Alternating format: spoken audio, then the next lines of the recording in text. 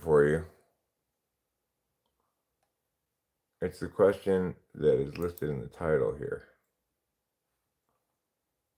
Why is it not showing up as a live stream yet? Am I live? The time's going. Let's see. I can't seem to find the live stream though. Oh, there it is.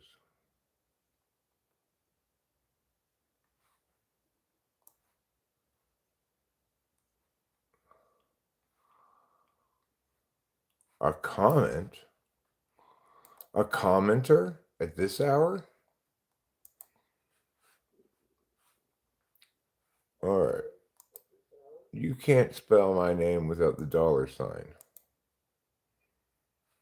Says baby no money. And he's not lying. Because his name is spelled bbno $.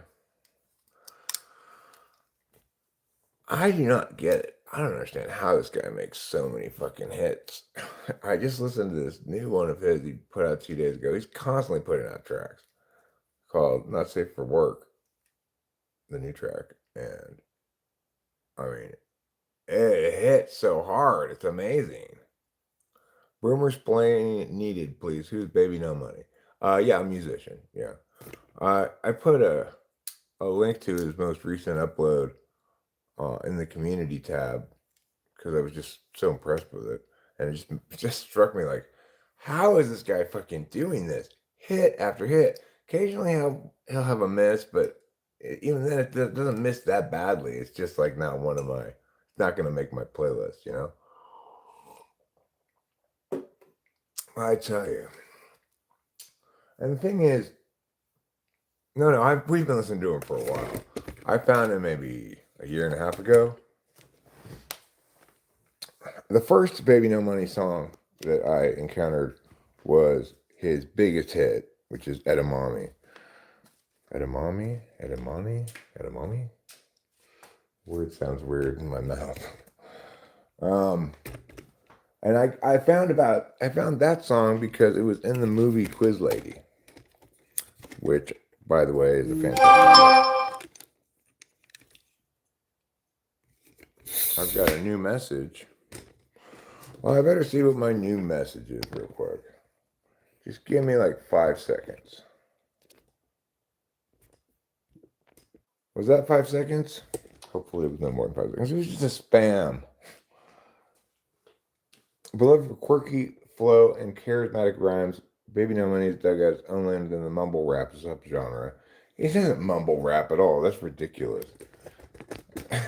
There's no mumble rapping in Baby No Money. You can hear everything he's saying, no problem. That is insane to call him, in any way, shape, or form, a subset of mumble rap. Baby No Money is, he's part of the rap group that includes Young Gravy.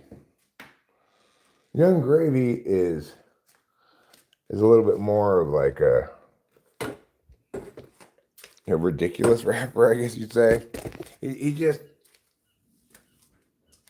doesn't try to say anything at all in his raps except just like, that's that ass, move that fast. I'm gonna go to a cooking class, just like that shit, But it's fine. He's great. He's great too. When he's good, he's great too. Young Gravy's not nearly as good as Baby No Money, and not nearly as prolific. But they've done a number of collaborations together that have been quite slamming. But yeah, I just don't get it.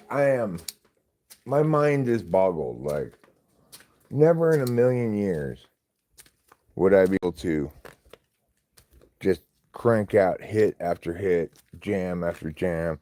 I've struggled my entire life trying to make just one song that's good enough. I don't get it. He's got some kind of super genius or something.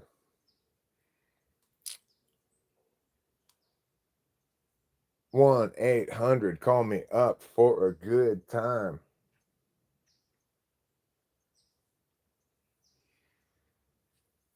The main reason Baby No Money controversy stems from the rapper's May 2025 video for Mary Poppins, where Twitch streamer Asmongold was censored with a lizard graphic. Oh yeah, I know that the video you're talking about. I don't think that song is on any of my playlists. I don't think it's one of the ones that I think is like really slamming for of his. But I remember seeing the video. So why did can you find out why they like what made him turn on that guy? Because like it says at the beginning of the video, I didn't know that this person had these fucked up beliefs or something like that when I included him in this video. So I've put this lizard face over his face, and they didn't name him or anything. So like what did Baby No Money object to about the guy? Because obviously, he's made videos with lots of famous YouTubers and stuff, or famous people in general. He has a video with Charlie from what's his name? Like Moist Critical. Yeah, he's a famous YouTuber. Baby No Money has him in one of his videos. I guess in his most recent song, somebody's kind of a famous drag queen is in his video. Hello, Carlos Paeva. How are you? I hope you're doing fine. I've gotten a lot of work done already this morning.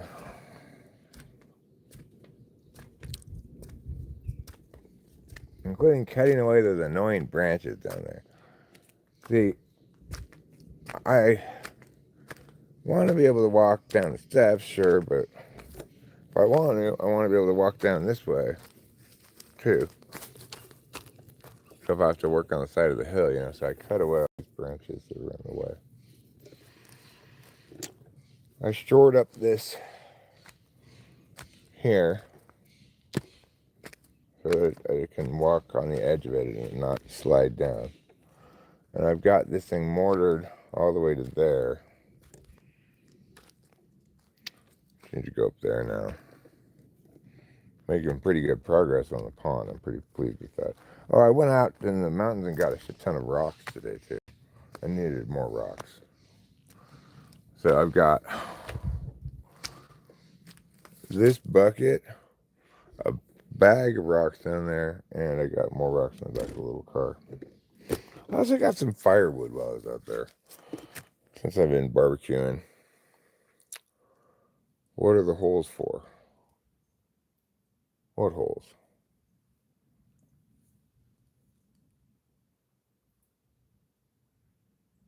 What are you talking about? I don't even know what you're talking about. What holes?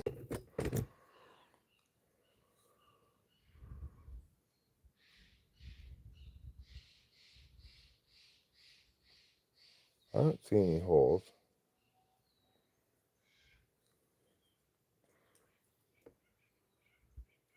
Because Baby No Money goes with the Overton window. He has no idea what he objects to, in my opinion. So he doesn't know why, you don't know why he objected to Twitch streamer Asmongold?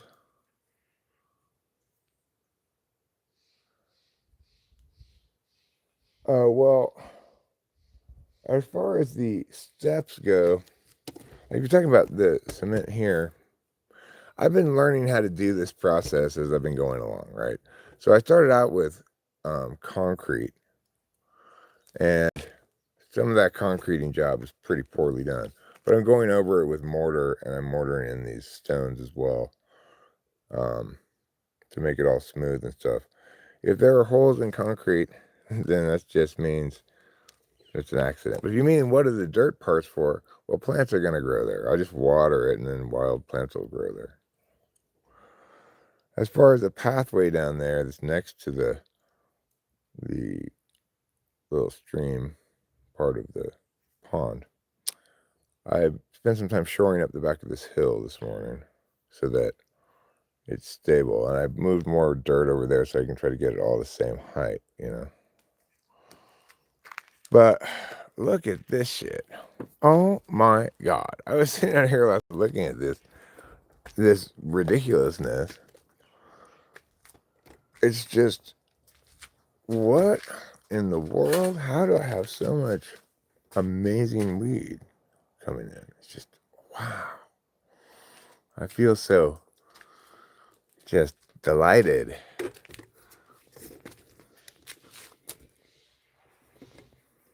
And it's so tall. This one up here, it's got to be 12 feet tall. Well, I mean, it's ridiculous. This stuff's ready, I think, ready-ish. I mean, you know, we've already been smoking it. It smokes great. I'm not sure if it's absolute maximal maturity, but it's certainly ready to harvest if I want it. And I think this is ready to harvest too. This also smokes good. Number 8 is what I'm calling it. I'm pretty creative with my names. Since I can't remember which strain is which, or I don't know which strain got planted where, or even which strains came up and which ones didn't, because some of them died in an early frost. I'm just going to have to call them by their numbers, 1 through 9. 9 different plants. Only one of them would you call really a failure. And it's this little one right here. This plant, this little plant right down here,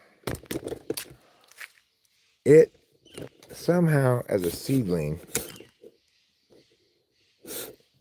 it survived a late frost / getting beaten to shit by hail.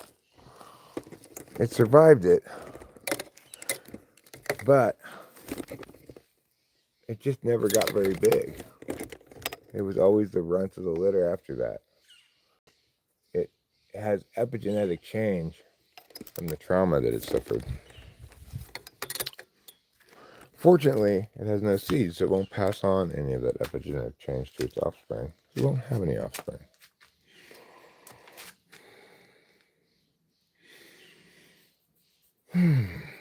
Well, this is actually quite a lot of work to manicure it all, too. But I think I'm going to get... I'm tired of this thing poking out so much. So I think I'm going to get this one today. It pokes out almost all the way to the edge of this thing. It's very much in the way, you know. So I think I'll get this today. But first, let's go inside. Let's go back inside. Let's pull a couple bowls. Let's chat a little bit about several different chores that I have to do. And, you know, Baby No Money has put up a post before that says, except for these things, and he lists some things, I don't revenue claim for my tracks. So if you want to be creative with my stuff, go for it, you know.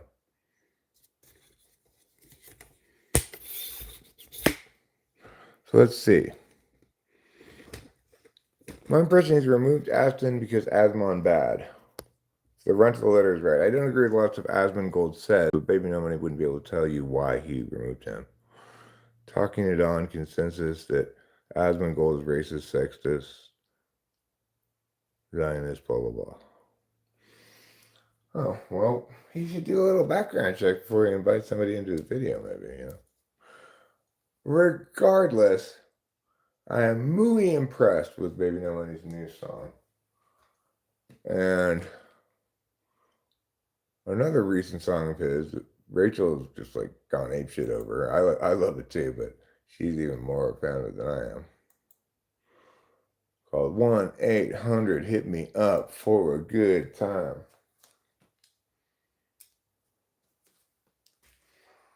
Rainbow money, take whatever. Yeah, I'm colorblind. bbno $. No, not 1-800. The new one.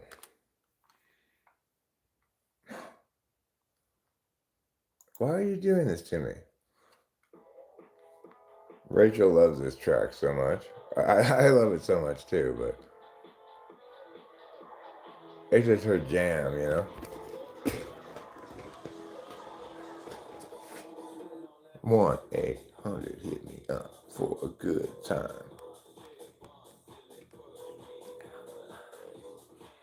My name without the dollar sign, rainbow money, take whatever, yeah, I'm colorblind. That's a great track. But this is the one that blew me away when it came out 2 days ago. It's like, oh my God, how is this so good?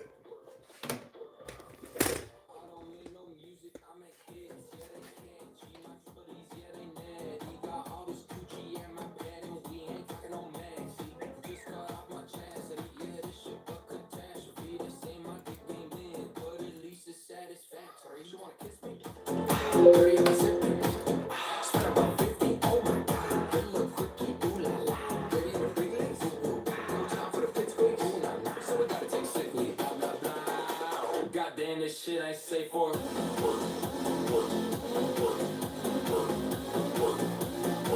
Goddamn, this shit ain't safe for Get that, so that, do that, feel that. Goddamn, this shit ain't 3 to the 4 to the 5, break so slide. Yeah, we stupid. Maybe know electric slide. Bustin' it wide. Yeah, I'm move it. Eminem taking my line. I'm taking this shot. But you about to lose it. 2 twins, 169, 138 at the same damn time. Let's do it. This that pay my taxes. Talking about. How good is that? How good is that? It's just like, and it's like you listen to it the first time and you just know, oh, this fucking hits. What are you even doing, baby? No money. To what devil did you sell your soul? Oh well, yeah. I mean, I'm not saying the video is good. The video is stupid. I don't care about that. Who cares about videos, right? Because you listen to music in the car usually, so there's no reason to care about videos. I've never really understood the purpose of music videos at all.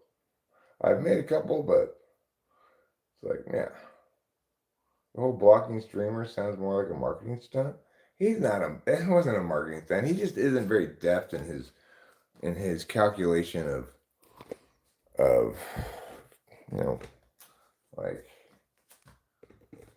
he has a probably a bit of a herd mentality, understanding of what qualifies as politically incorrect or something. I mean, I like some videos, but I never watch them, right?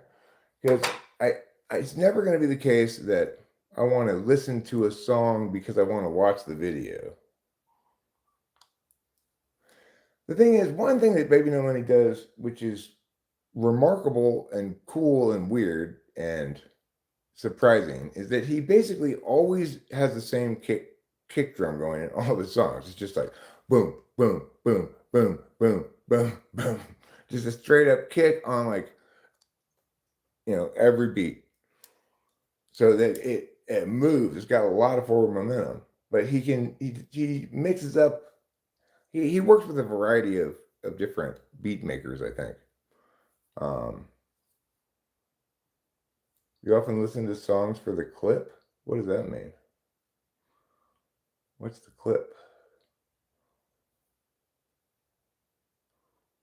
I mean, you're telling me you often listen to music to watch videos, then why don't you just often dance about architecture so that you can swim in the air? Nobody listens to music so they can watch a video.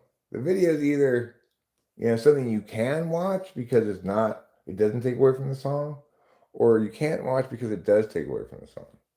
No, it's not a whole. That's absolutely incorrect. That's why people sometimes have multiple videos for the same song.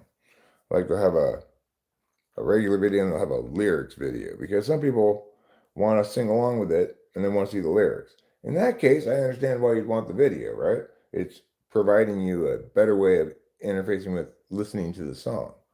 My health is good. Hi, Block Per. I have come here, I think, after a long time.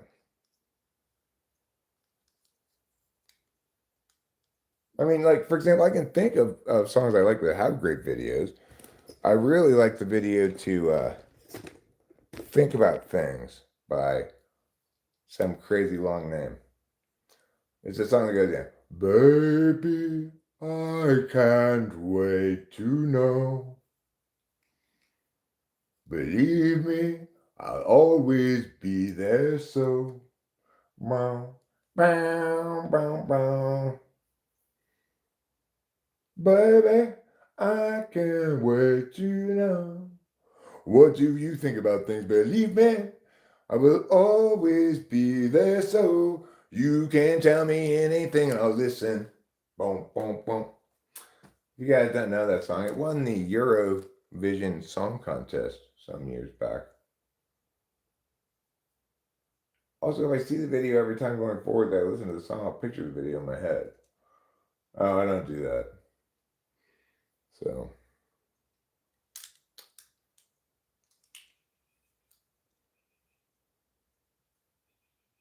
What song is good?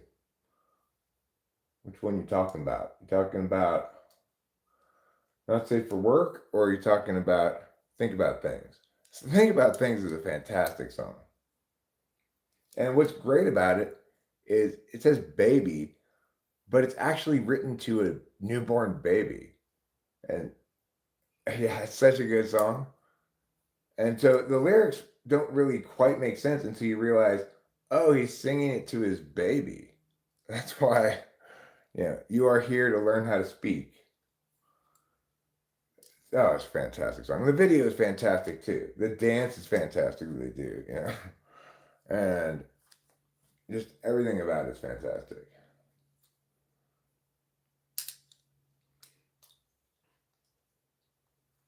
All right, so I've got chores on the mind. I've got multiple chores on the mind that I could do. I kind of finished my outside work before I started streaming because I wanted to just focus on my work.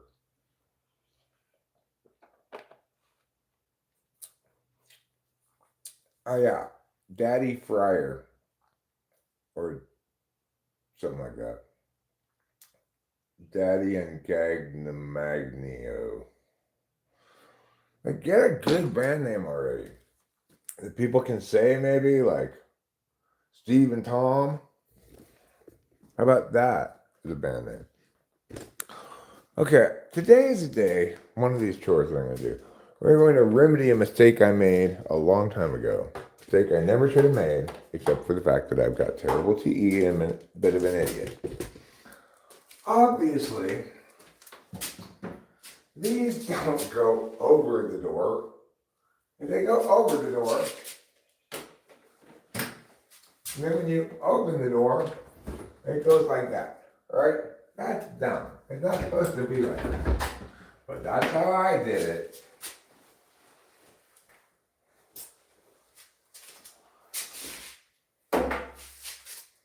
I'm gonna fix it. This one I apparently glued to the wall. Fantastic. Thanks for leaving a little thing there. I'll need to get a little bit of white paint or something for that. Okay, now. What is this? No, that's missing paint. Alright, well, I have a little bit of some kind of white paint. I'm sure I can just touch that up. This one also got glued. It didn't work properly, I guess.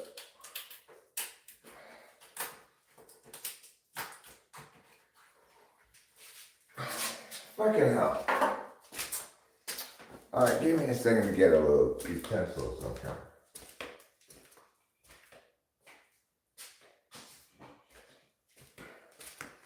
What about this? This might work.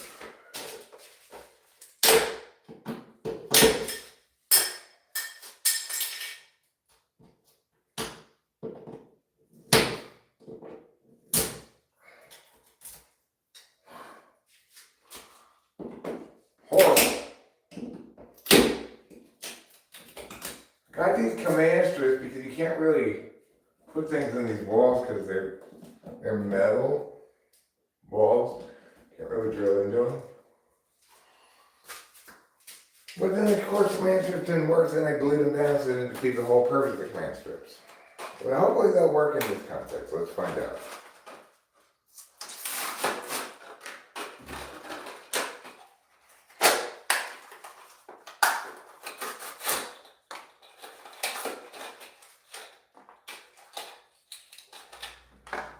Okay. So the way you do this is you put this down like that.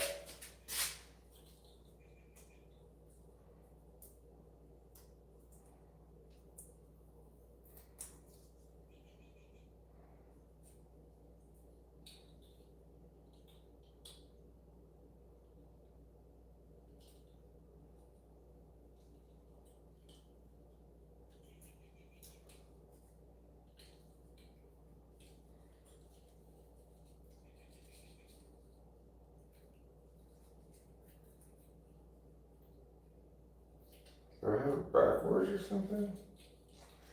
God damn it. We'll say that. Oh, I got it backwards. Well, totally not gonna work.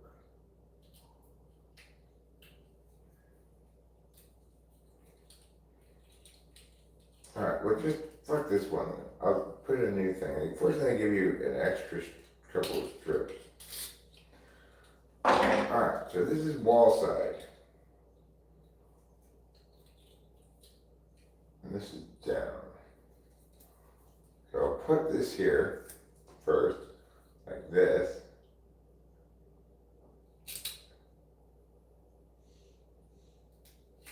There. Now, I'll pull this up. And we'll put it right here.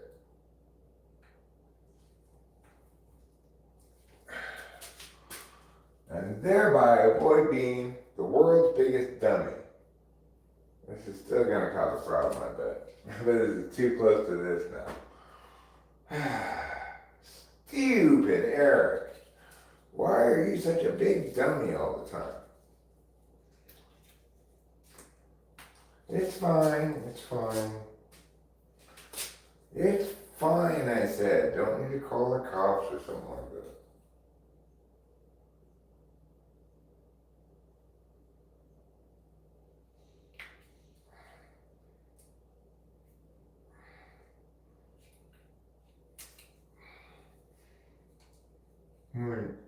Move a little bit more in the side.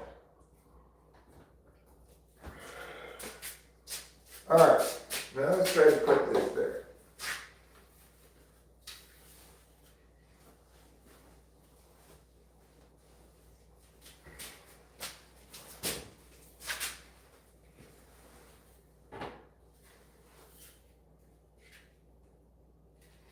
It's too long. Why is it so long? Does it not get smaller than this?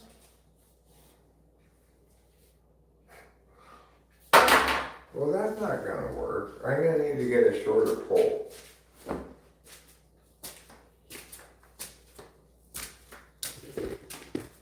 You'd think this would be easy, right? You'd think this is not that tough of a thing that you're attempting to do here. You really like those French doors? Are those French doors? What makes them French doors? Shorter poles. Let's see what I got up here.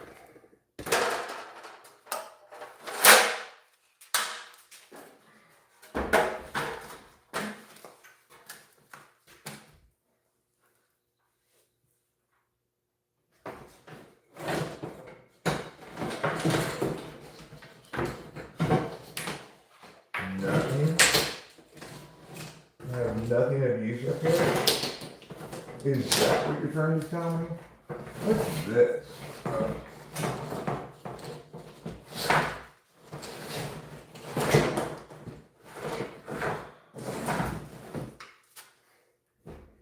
I used to have like a shit ton. Oh, I know what I did with them all. God damn it.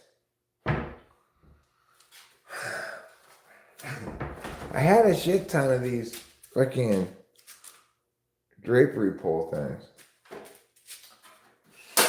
But I used them as plant stakes in the weed garden. And now I have no more of those poles.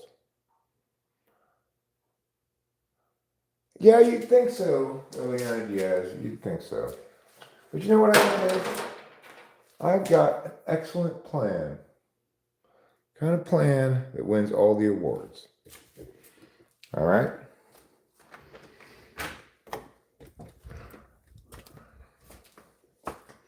And I think you guys are going to love this plan as much as you love multiple sclerosis and encephalitis.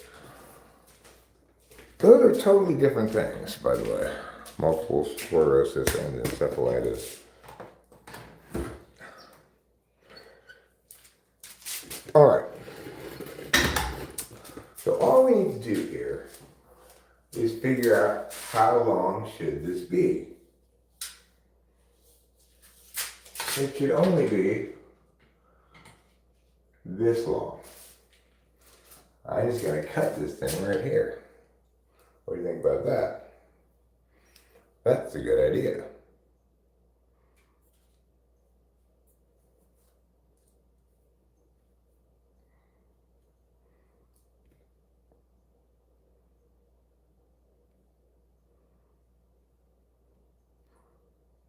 It doesn't have a, it doesn't have, you can't make it bigger or smaller.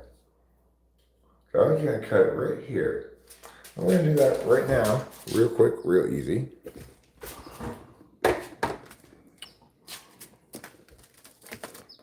Just going to take a split second, in fact.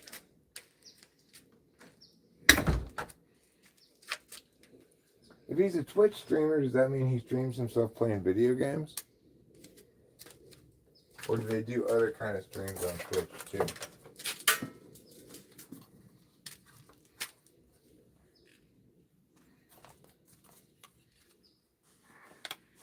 No, Hat, I don't need you. Get away. Now I gotta measure it again. Hold on a second.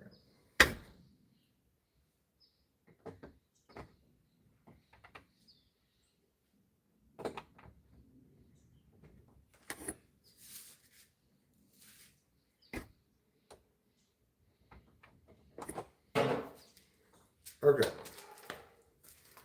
Right here.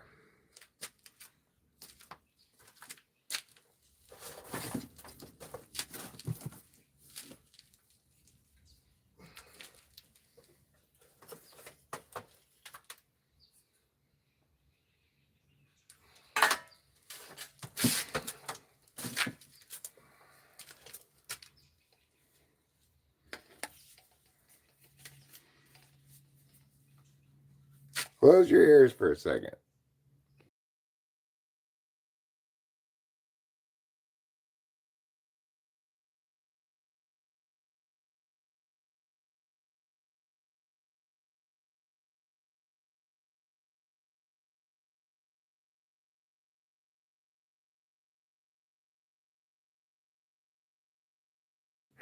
Okay. That's kind of loud, so you probably didn't want to listen to that.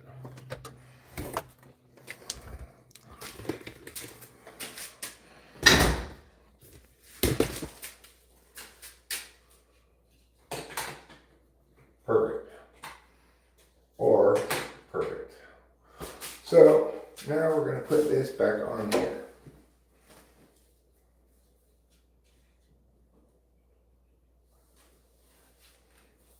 Put this through here, through these loops. Although actually I realized, oh no, this one doesn't do that, I guess. Some of these drapes, I realized you could actually go through two different ways. You could go through the loops or you could go through the whole top part, but this one doesn't seem to do that kind. Okay. Now that's a sane and sensible curtain, except now it's too long. Can anything ever just go simple? I'm gonna have to, I don't know, pin it up or something like this. Get a couple safety pins. I don't want to just drag it on the ground all the time. Alright, what about this pole? Where do I need to cut this one? Oh, I don't have the strips up yet.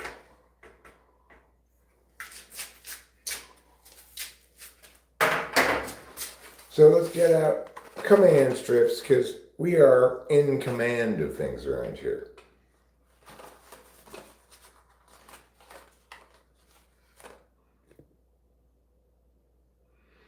Armand streams video games, but more TINE political parsing these days.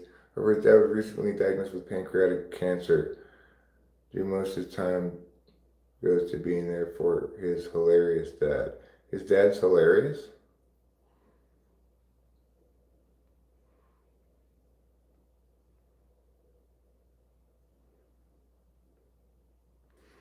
Okay. My boyfriend's mom has stomach cancer. Cancer sucks. Yeah, it does. I've never had it, but it sucks.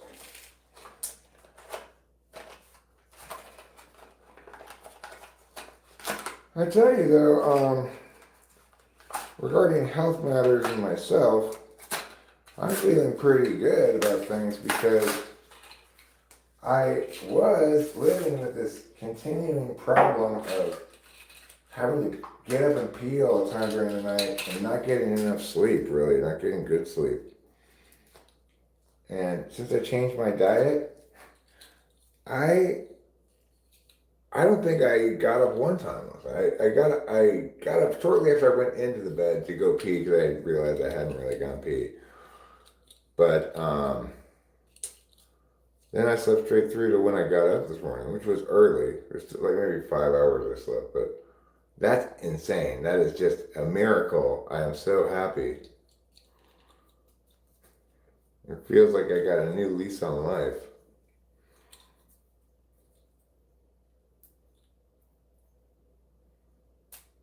Wall side. Oh, wait. I did backwards again.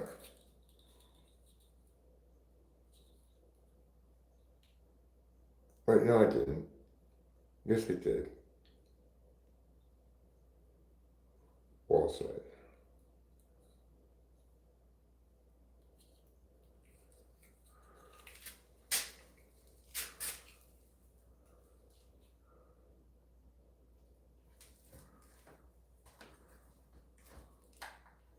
Okay. One more of these. Maybe his dad should be the streamer, huh?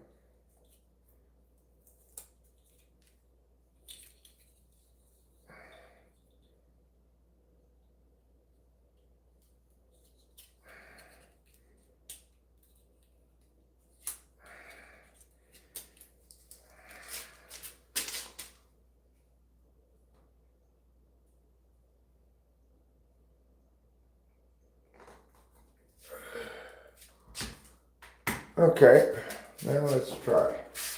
Oh, now we have to cut this one. So, cut it about here. Right there.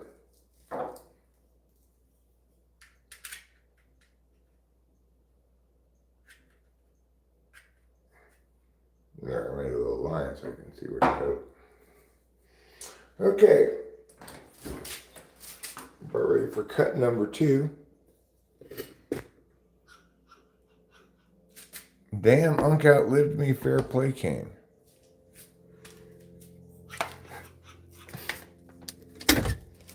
You're not dead because you're not the real Charlie Kirk. I was kind of pleased as an American to see just how much, of a strong response that provoked, because it should, it's so antithetical to American values.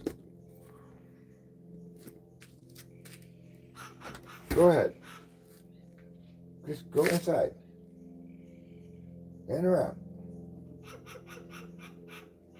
You want to go in or out? Pick a side. Go. Okay, now we're going to do this again. Let me put these on. And I'll mute you for a second so you don't have to hear it either. Watch as Eric dangerously uses the Makita angle grinder with a cutoff disc. I'm going to try to do this like one-handed kind of, so I'm going to mute you so you don't have to hear the sound of it.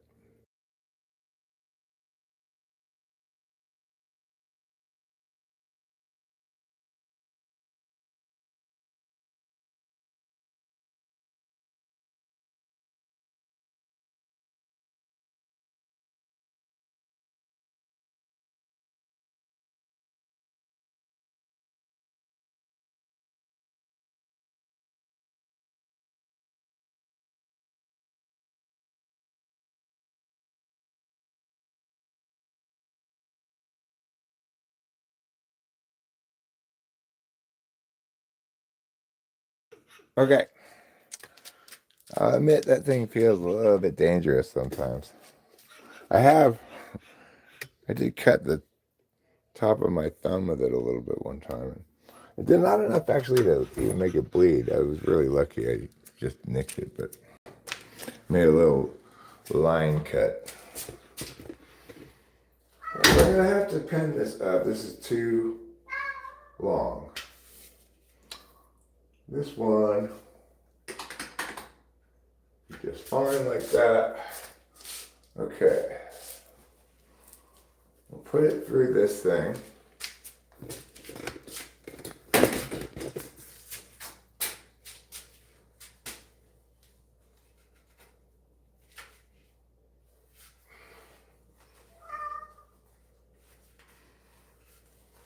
No trouble. I've watched you eat enough already. All right, there we go. Look at this. Put this here. No. Oh, I did it backwards. All right, I have to do it again.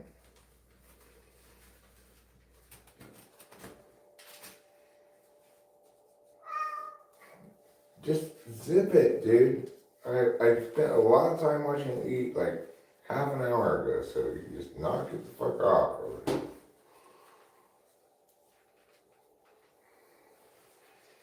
There. All right. Ta-da! Okay, so now all I need to do is make these a little shorter. How you gonna make it shorter, yeah?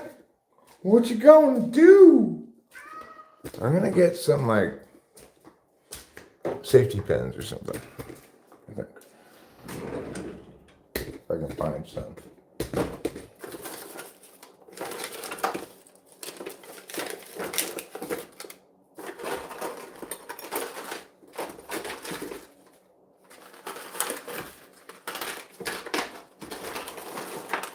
Aha, safety pin.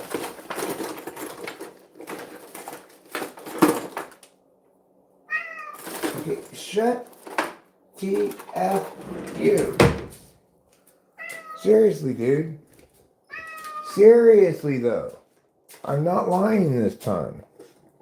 Can you stop? Yes, you are a good cat. Eat your food.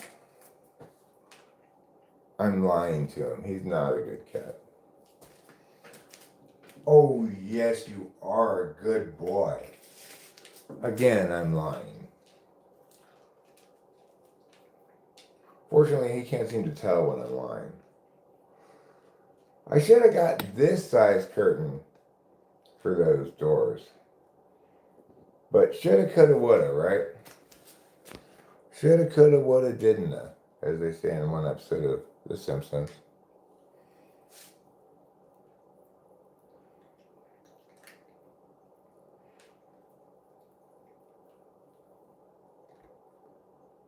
Let's see here.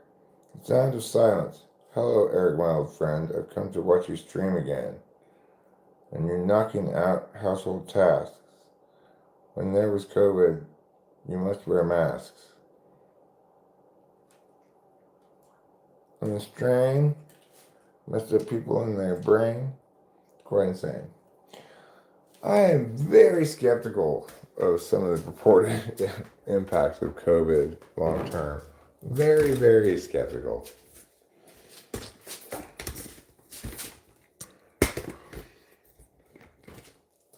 All right, let's see if this air safety pin solution is going to work.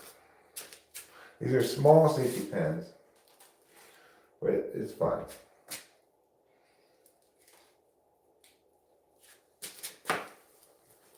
So I just like it to be about that long. I'm going to safety pin this here.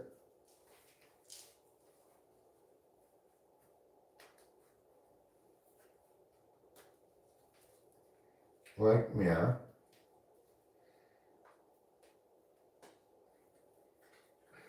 I said like, yeah. What are you doing? Come on.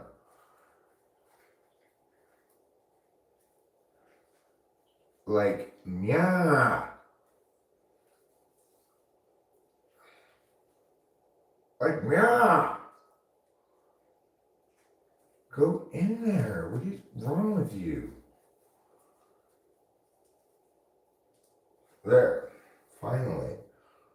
The most difficult safety pin in the history of the world. Safety pin number 2. So now I'll go to this side. Over here. I'm going to try to get the same height as the other side. Then I'll do the middle last. How tall is that?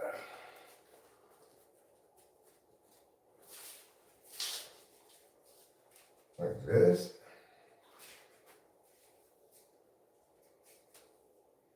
Maybe.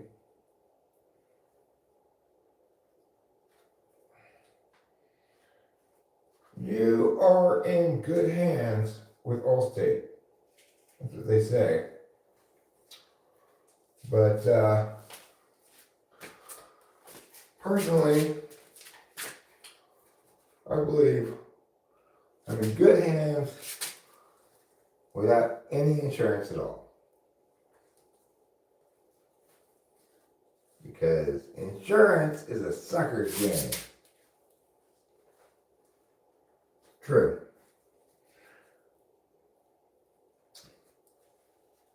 If insurance was a good idea, insurance companies wouldn't exist.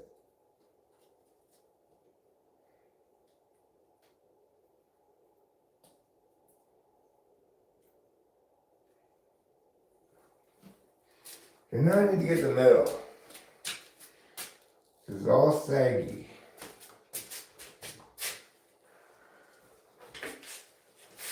Cause it's sagging like my nut sack. Sagging to the ground. Somebody get my knapsack and send it all around.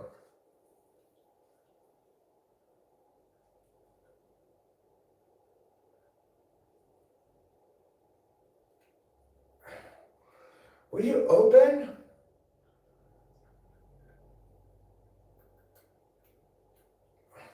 Okay, this is ridiculous. Why do I need 2 hands to open a safety clip? Safety pen, I mean.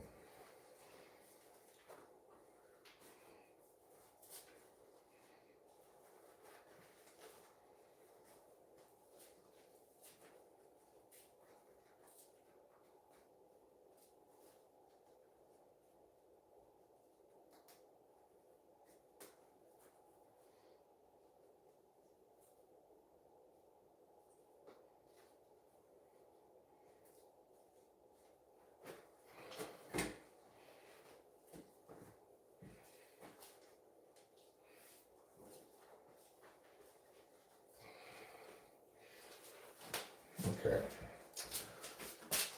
Maybe I can figure out a better way to pen this than my current way, which doesn't seem to be very effective.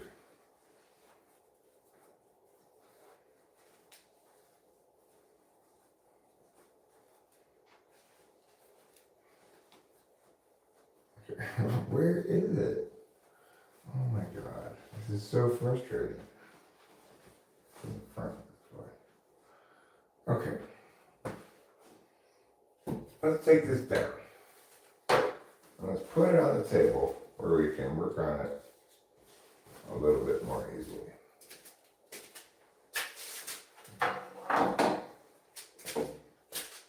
When you throw this trash away, because it's in the way,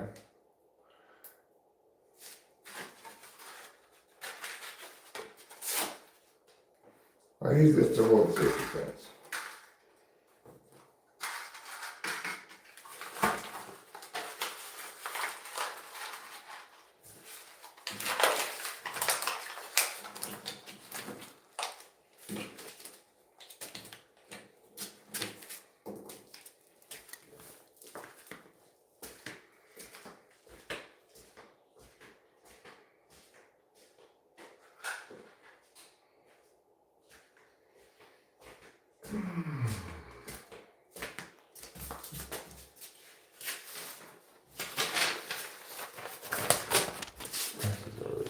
Last year's property taxes,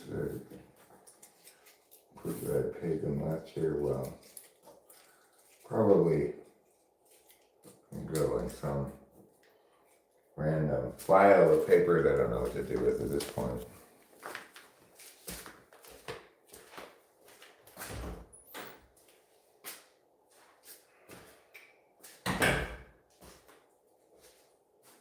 Alright. Now let's look at what we got to deal with here.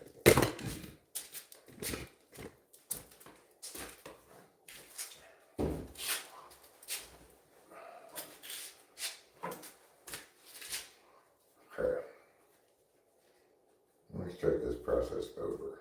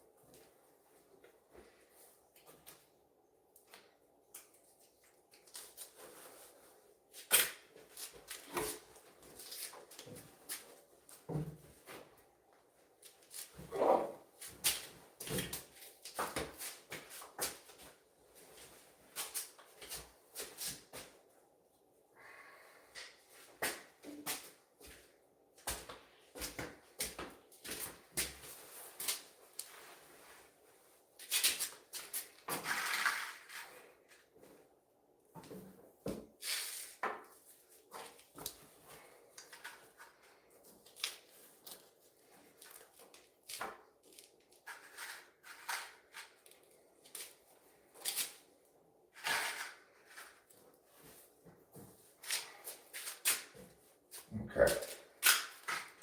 Now, I'll just fold this up like this, and then like that. How about that?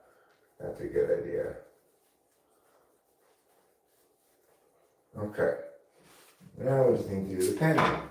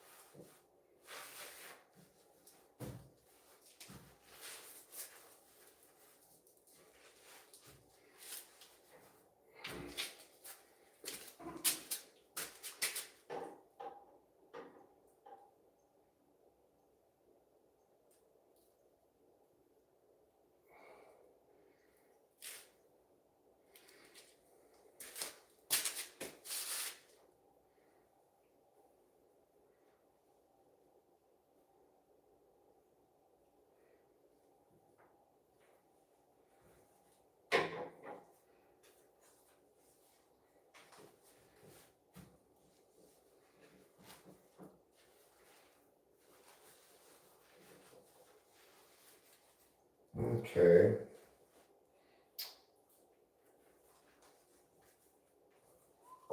If that'll do.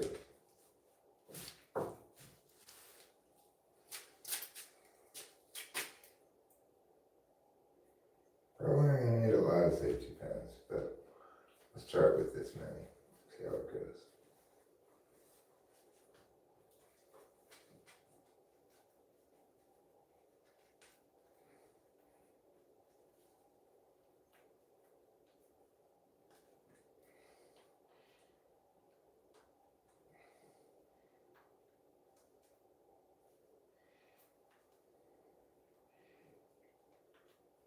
And one.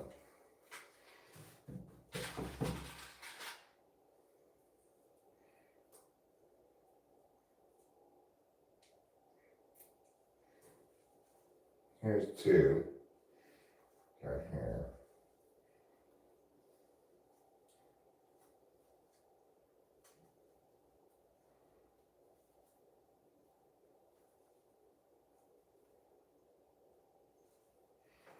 Okay. Let's come over this side. Get 3 and 4. 3.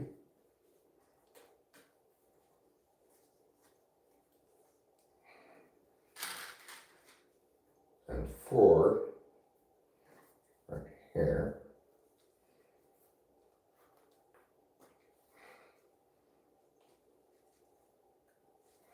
Okay. Now, the tricky one perhaps.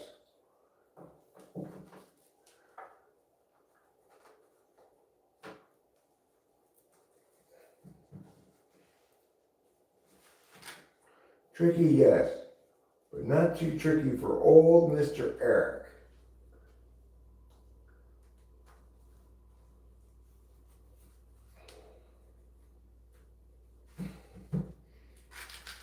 Okay.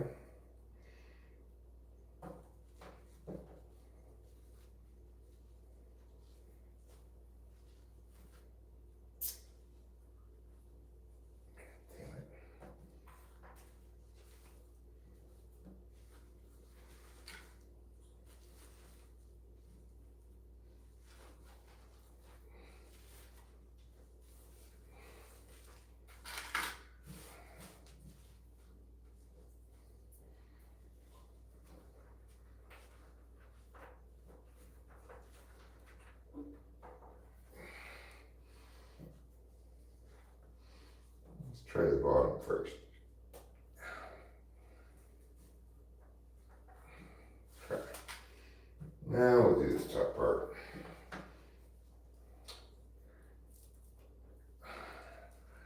As per meow, meow, and meow. Alright, I bet that's done. Let's give it a gander. See if we like its juice.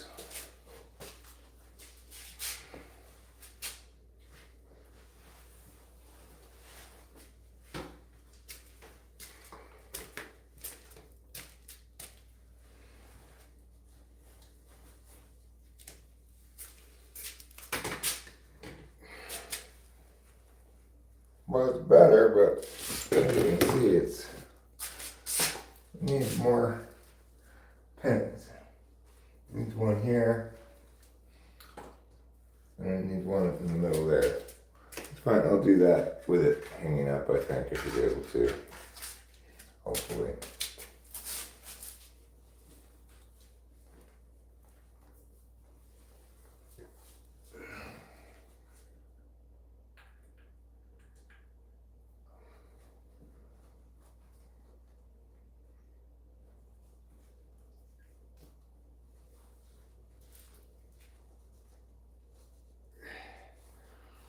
We might just have to get new curtains that are the right size. But for now, this will do.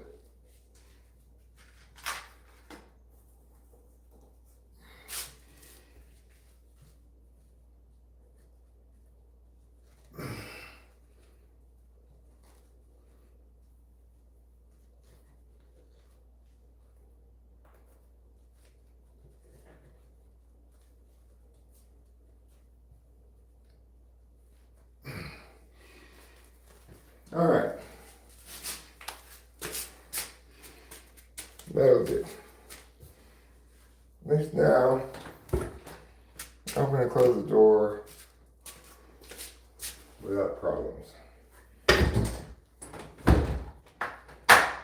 This one I have to deal with. I probably put him up there because the curtains were too long. That's probably why I put him up there in the first place, like a dumbass. Instead of just recognizing that I needed to get different curtains. But whatever. I feel like that was a totally failed project now because I'm so dissatisfied with the results. I only penned one of the curtains. Oh, we need curtains that are that size. This size is perfect, right? Goes over. Well, actually, this might be a little short for the French doors. If they are French doors. I never called them that until right now because somebody said that Eliana says she liked the French doors. Is that going to be just too much window for that shorter length of curtain? I don't know. That's a gumption killer right there. I don't even want to think about that anymore. Fuck you, too long curtains.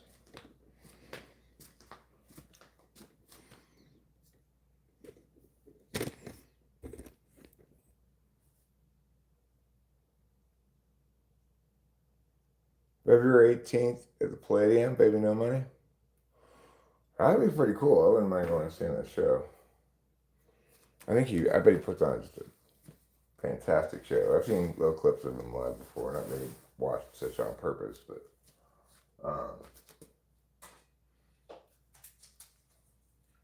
obviously, I think he performs with a lot of energy. Unlike me, as you can tell, today's lackluster performance is due to a lack of talent.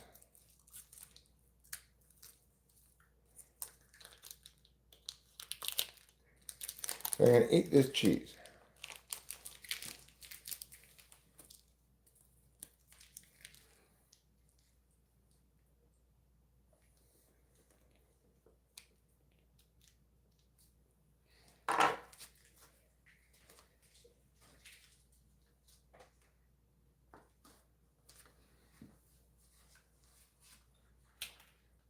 Obviously, in my current dental situation, eating is not one of my strong suits.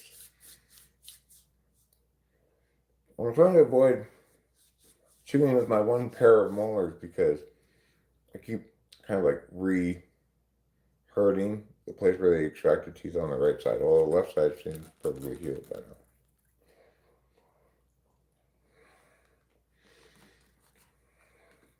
Good old mouth cheese. It's like,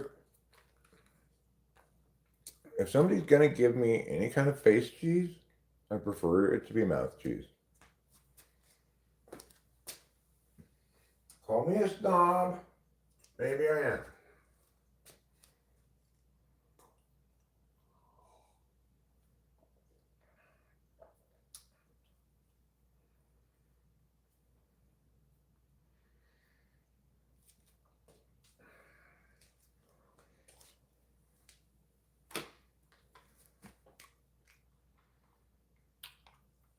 The troll left. Was there a troll here? Did I miss the troll? Oh.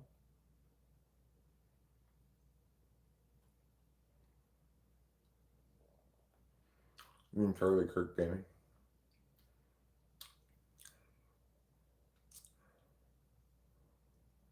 My boyfriend's mom has got stomach cancer. Hey now, cancer sucks.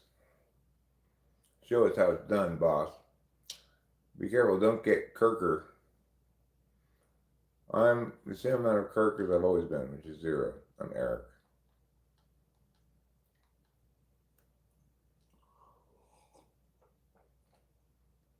What are the current topics I discuss? Well, today I started by discussing the remarkable prolificness and percentage of hits of artist Baby No Money. But then I started talking about curtains. Specifically, the curtains on my dining room door, which have been wrong since the day I put them up. I put them in the wrong place like a dumbass. I just tried to fix it and realized the curtains are too long for me to fix it. Is that not an exciting topic? If not, we could talk about something more current affairs if you like. For example, hey, have you heard the news? The Soviet Union has fallen, and they are now simply called Russia. Floss Fitness TV. Let me tell you something. Historically, I've been a big poo-pooer of fitness and dietary stuff, but I recently changed my diet to mostly eliminate carbs and totally eliminate added sugar. And oh my God, I can't believe what a big difference it makes. I guess I was just shitting on that stuff because there was nothing wrong with me before. You know, once I actually experienced consequences from my diet and saw that changing it made the consequences go away, well, it's like, shut up. I'm listening to my heart. Okay, let's go outside. This would be nice. We can open the door without worrying about the fucking curtain being over the top of it like a dumbass. I can't believe I did it that way. But then I remember when my second wife first came over to my house, I had installed some shelves on my walls. Except, once again, I was an idiot and didn't know what I was doing. And I put the L brackets above the shelf so that it it was like sitting on the bottom part of the L bracket. Obviously, you're supposed to put the L bracket underneath the shelf. But that second wife of mine was like, "Did you put those shelves like that?" She knew they were all fucking ratchet because her dad is a contractor.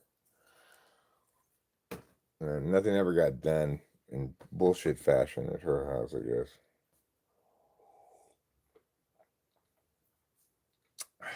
Well, you know, T-E Shmee. That's what I have to say about that.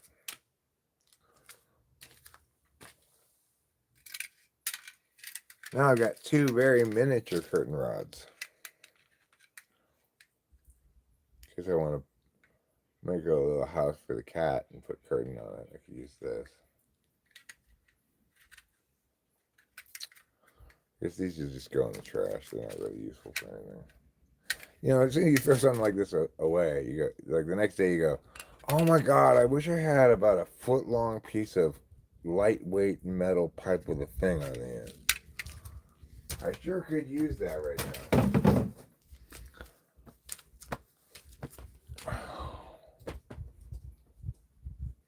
There we go. You can't spell my name. You can't spell my name without the $sign. Rainbow money, take whatever. Yes, I'm colorblind. Okay, so what's our next chore of the day? Because we do have more chores to do. Well, our immediate next chore is, of course, smoking. But I want to get my glasses before we start smoking. Where did I put them? I'll be right back.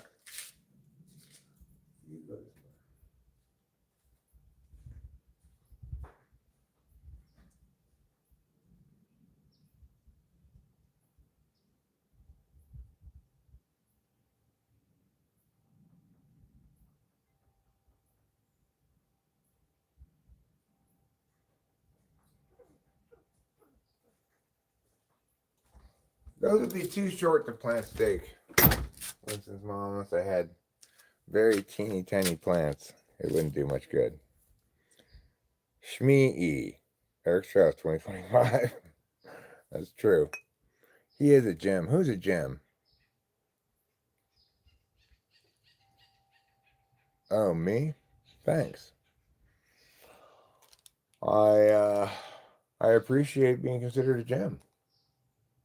I hope it's opal. No, maybe garnet. How about that one? What are some other gems? Sailor Moon? Sailor Moon. That's different than gem. So, next chores, right? Let's talk about our upcoming chores. The big thing that's on today's agenda, one big thing that's on the agenda, and that is clean the floors.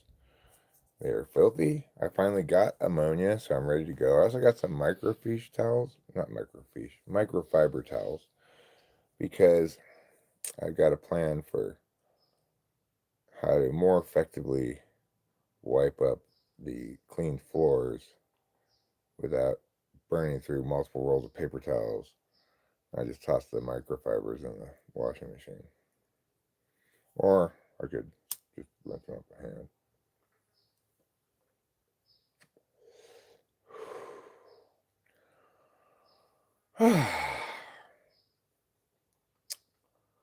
So, a lot of stuff in the works here. Lots of stuff in the works. Monday, did I mention this already? Monday, I go to the dentist and I'm going to get 2 implants over here. And presumably, I guess like a bridge or something over the implants. And they won't be useful to me at all. But it's something we can do now while we're waiting for the top spots to heal. Get away, bee. I didn't ask for a bee. Go back to your nest and make honey. Get out of here. You guys can hear it, huh? It's buzzing right by the microphone.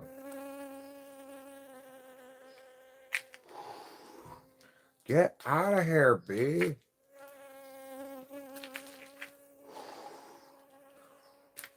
I'm blowing smoke on it, but it's still not leaving. Any of you guys speak bee?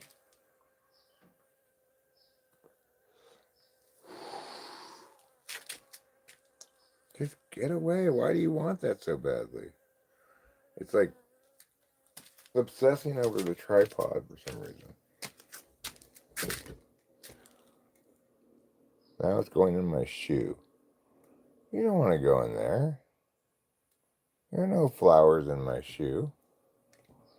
You seem very confused for a bee.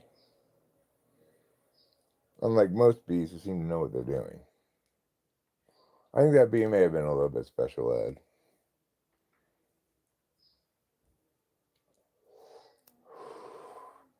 Yes, sir, I respect you're talking about different topics.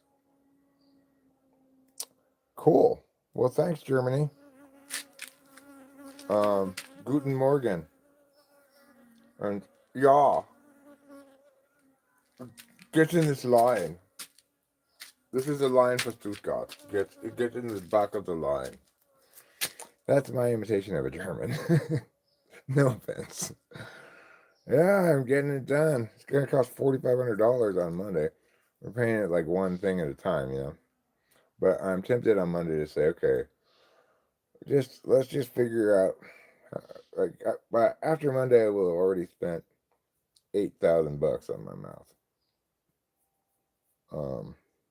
And I still have the big costs to come. Thinking of just saying, tell me what the remaining balance of this thing is, and let me just do a wire transfer from the trust.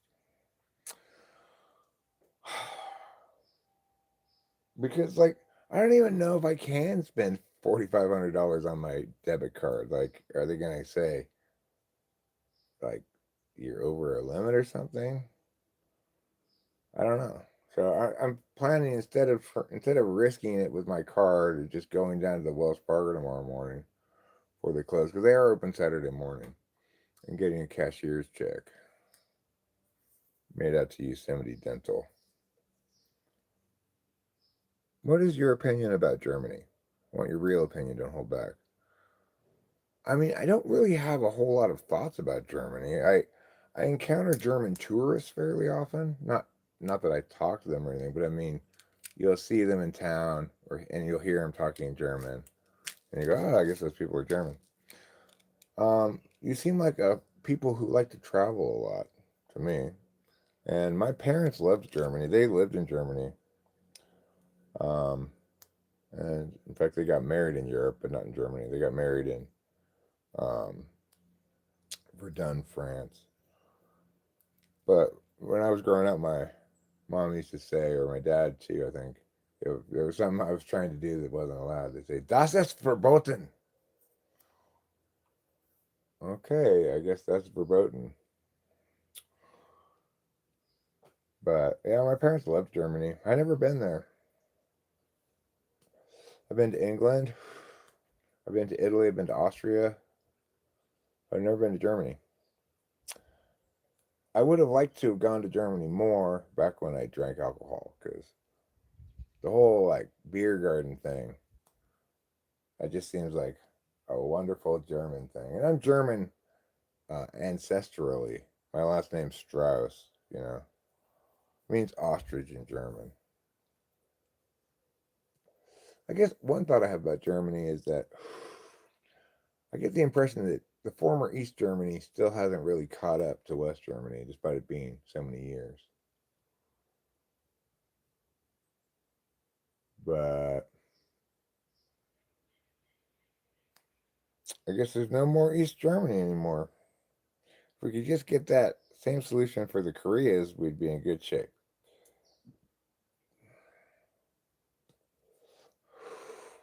And while we're at it, let's go back and refight the Vietnam War. I want to win this time. I think the biggest problem to prevent us from winning the Vietnam War, not enough Agent Orange. If we had simply Agent Oranged the whole country, so that there was no plants at all, we would have been able to see all those pesky Viet Cong. When growing up, what was... Let me put my glasses on. Why am I trying to read this without my glasses? I had German neighbors in Tampa Bay. Oh, I'm correct. The East is not caught up. I had German neighbors in Tampa Bay. They had a second home on the water and wintered there. I knew more Germans living in Florida than any other state where I lived. When growing up, what was your perception then? The first one, Strauss, Strauss. I don't even know what that last letter is. What is that, a B? um, my perception of Germany growing up was all positive, because my parents both they had introverted sensing high up in their stacks. My mom was an SI Dom, my dad was SI Tool. So I heard the same stories and sometimes different stories about when they were in Europe all the time. My dad raced Mini Coopers in Europe, and he was actually working for the Ford team. They made this feature film not that long ago called Ford versus Ferrari, I think it was called. It was about this famous race at Le Mans where Ford like cleaned up. My dad was actually working that race, like holding up sign, like to tell him when to pit stop or something, some minor job like that. But the bad guy in that movie, he offered my dad a job, but my dad would have had to go to Detroit to work for Ford. And in my dad's eyes, the bad guy in the movie was the good guy. And so he didn't want to see the movie because he didn't want to have his memories messed up. Anyway, I heard all kinds of things about it. Mostly France and Germany, but that's where my parents mostly lived. But I had positive impression of it because my parents had such a positive impression of it, and I never heard a bad thing except like that it was strict, that you had to follow all the rules or you get yelled at.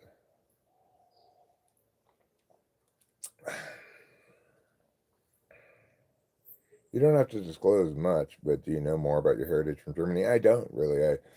My dad he grew up in Lancaster, Pennsylvania, and that's kind of like Pennsylvania Dutch, they call it.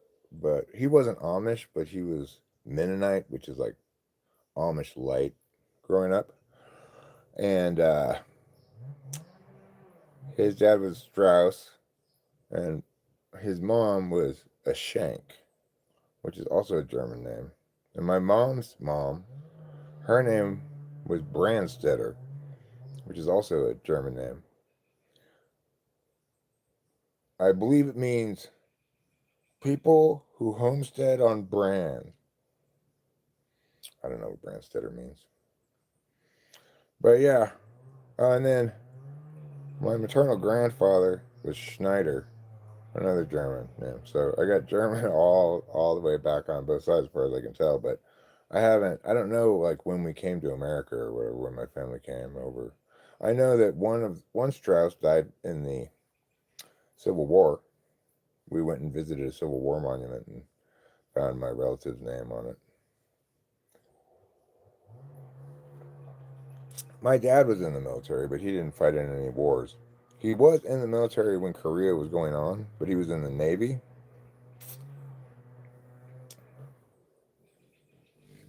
What about Brandstetter? Can I type it in the chat? Let's see. I I don't know how to type it in the chat, but it's Brandstetter.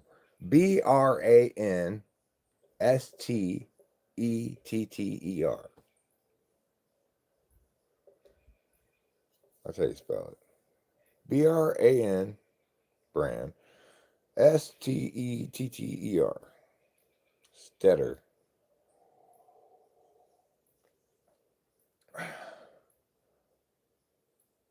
Except there's an E between the two T's. And no I. It's like that Floss Fitness TV, except no I in it. Just Brandstetter.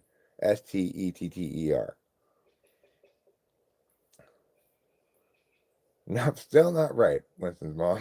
You need one more T in there. Stet. Stetter.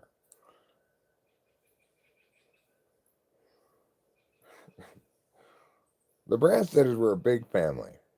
Um, my maternal grandmother, was one of 8 living children. There you go, Winston's mom. Was one of 8 living children. The ninth one was stillborn, but they still thought of it as a brother or a sister, I guess a brother. I thought, that's crazy. Why would you say you were one of 9 children when the ninth one was stillborn? You were one of 8 children. It doesn't count if it's born dead. That's what I always thought, but they thought they like to say they were one of 9 children. Who knows why? Guess they loved their precious little stillborn brother. Well, I know it's dead, but can we still keep it? No. Stillborn babies go directly into the trash. Get out of the hospital. You're embarrassing us with your inability to give live birth. It's probably English-fied. I don't know what region from Germany they're from. It probably is Anglified in some way.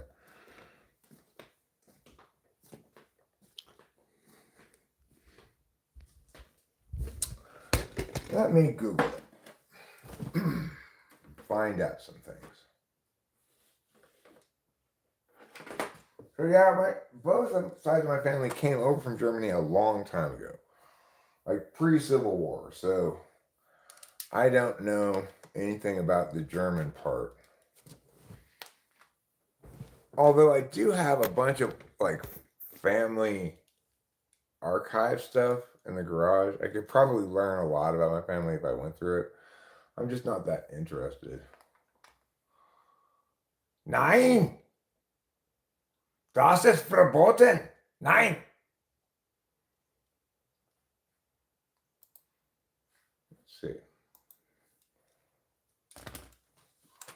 What does the name Brandstetter mean? The German surname derived from the medieval given name Brand, meaning sword of fire, combined with the suffix stetter, denoting a person who works with or makes something. So it's weapon maker. Brandstetter means sword maker or weapon maker. Basically, blacksmith for swords. So, part of me wants to bury my head in the sand because I'm an ostrich, and part of me wants to make swords and fight. I'm split in two.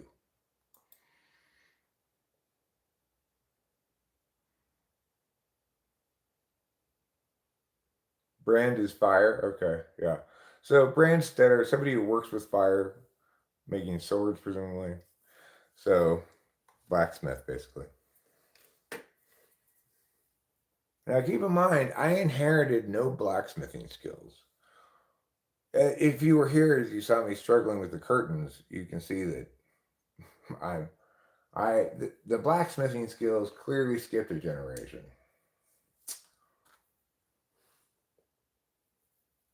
But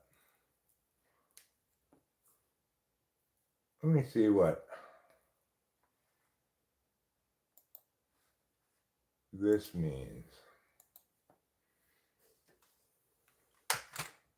What does the surname Shank mean?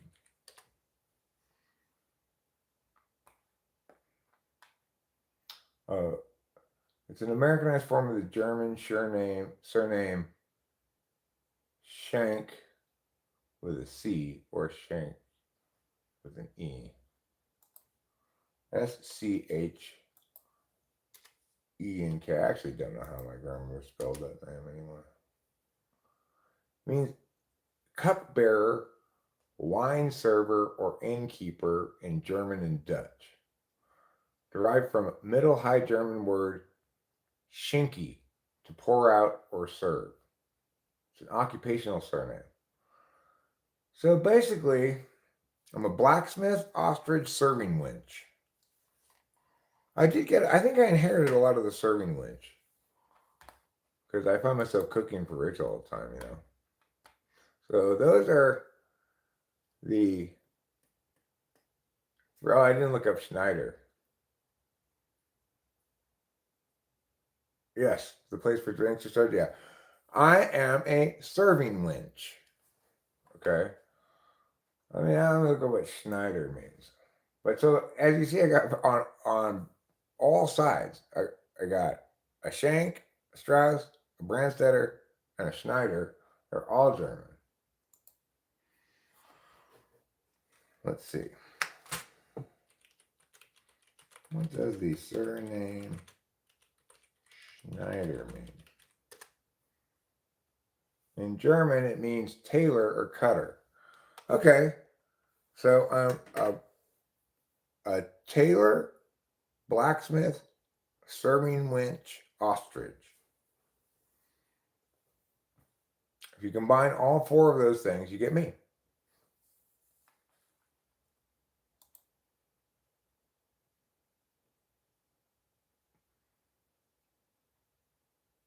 So that's how German I am ancestrally, but I don't ever think of myself as German. I just think of myself as an American. I don't believe in like ancestors and stuff. That's why I'm fluidly transracial.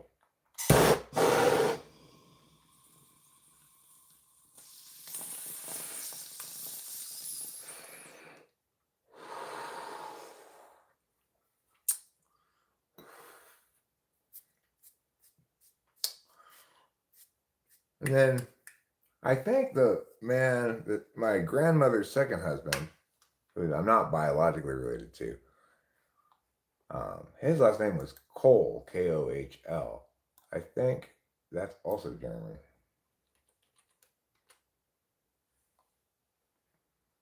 It means cabbage in German. So yeah, my grandfather that I knew, which is not my biological grandfather, who died but when I was very little, like when I was like 2 years old or something. I never met him.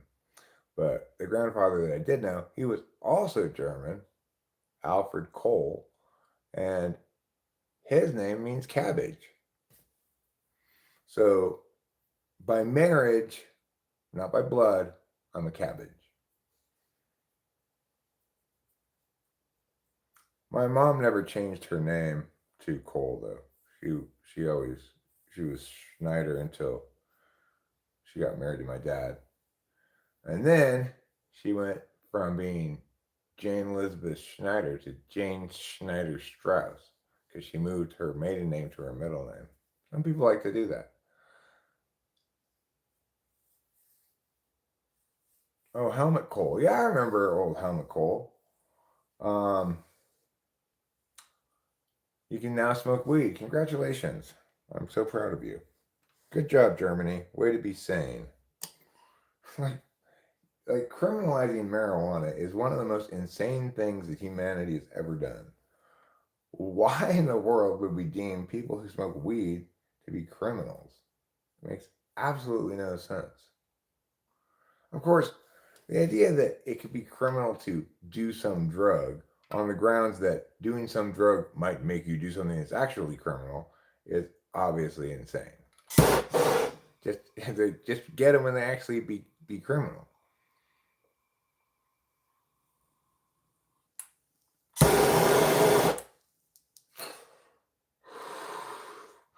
Well, you got to remember poor Alfred Cole. He went the way of the warrior, taking 7 bullets straight to the torso.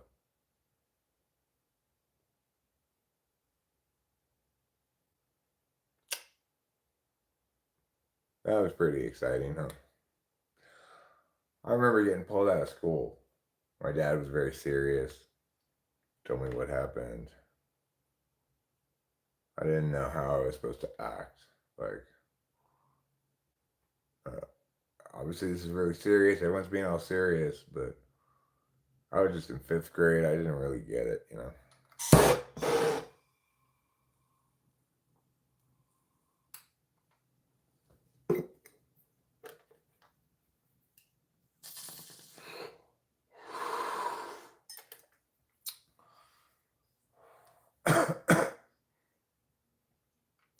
But it is kind of an interesting thing to have in my family history. Because the guy who killed him um, appealed the verdict on multiple occasions, appealed it all the way to the California Supreme Court.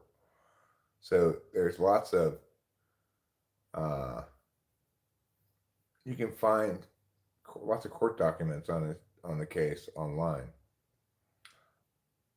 Alfred J. Cole.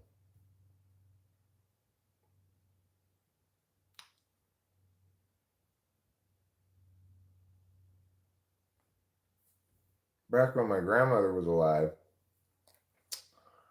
they'd contact her every like 5 years or something and say, "There's a parole hearing. If you want to come testify and say, don't let him out, you can come testify." I don't think she ever did, but they never did let him out. I like cabbage. I like cabbage. I don't like cabbage, but I thought that would be a fun song to sing.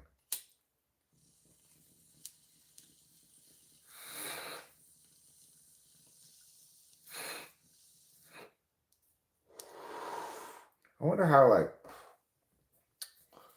the last name of Cabbage came about. Oh, yeah, I saw Alfred at the store the other day. Which Alfred? Oh, Cabbage Alfred, the one who likes cabbage so much. Oh, Alfred Cabbage, right? And then it just stuck, and that's became his last name. How did that happen? I get like Taylor, blacksmith, serving witch, but how does your last name become Cabbage or Ostrich? How did my ancestors' last name become Ostrich? Thank you, Cindy Prim. They are beautiful. I love them very much, and they smoke like champs too. This I believe is number 8. It's very stunning, quite dense too. Hard to pull through.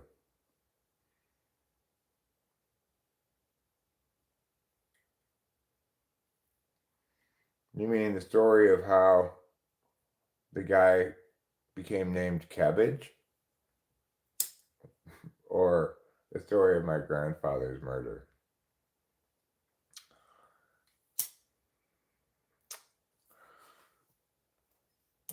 when you have weed that clogs up your bong really quickly, that's usually a good sign, even though it's annoying.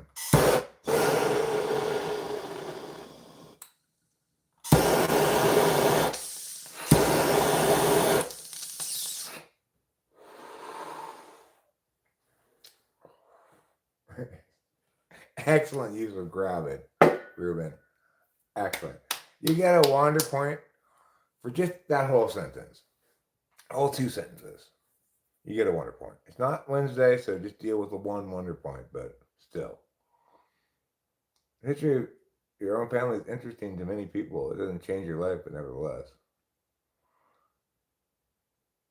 Oh yeah, I mean my parents, my dad at least was interested in documenting a bunch of stuff, like archiving all the family stuff and having photo albums for everything that he never looked at.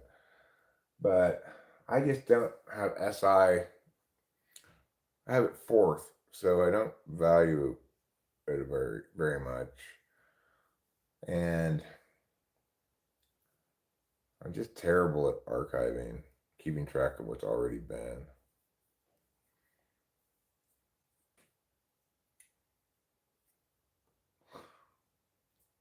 Sometimes that gives me existential terror.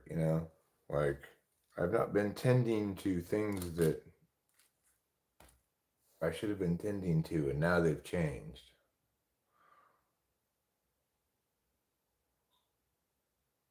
The youth has brought cannabis to another degree, to an nth degree.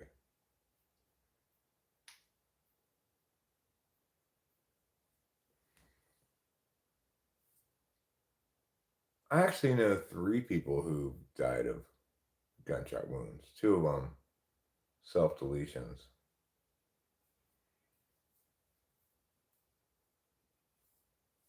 My dad, my granddad, and one of my childhood best friends. That one was rough. And the thing is, I hadn't seen him in a while anyway. But when Charlie did that, it really upset me because I really felt like I could have, should have been a good friend to him, and I was just busy with my own life. Have I been to a dispensary lately? Yes, I went to the Indian weed store not that long ago, and we got a half ounce of Mia and a half ounce of Mia, and they were both fantastic. One was called Emerald something. The other one was called Tricks. The Indian weed store has the best weed because they don't buy the weed from brand name companies, like Up North or um, Dizzy or other brand names of weed that you can buy.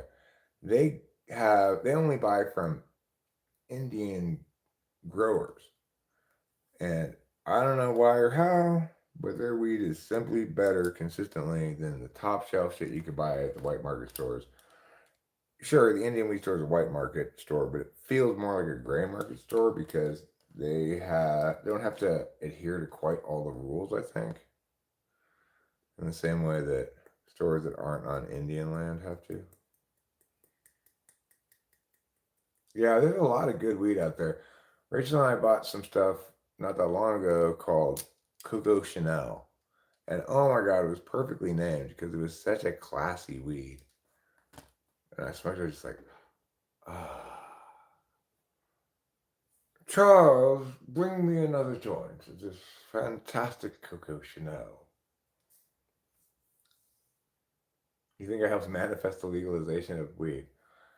Well, that's one way to think about things happening. I'm not much on, not much for manifesting. Oh, ow, my elbow. I have elbow del tiniso.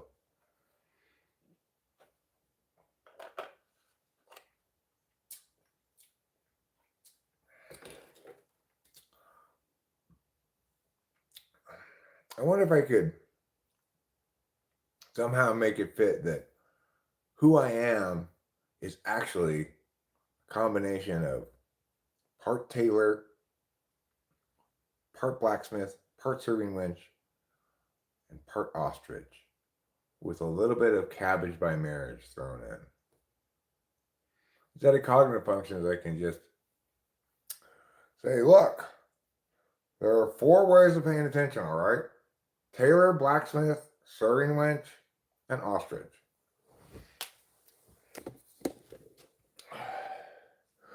Well, in California, you're allowed 5 plants per adult in the house.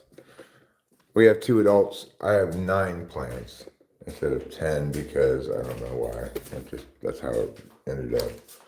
Because, it's like when I first started planting, then there was a late frost and I lost some of them and I had to replant seeds and stuff. So, but look at this bountiful bounty. Oh my God. It's so bountiful and bounteous. It's beatific. Let me use the front camera.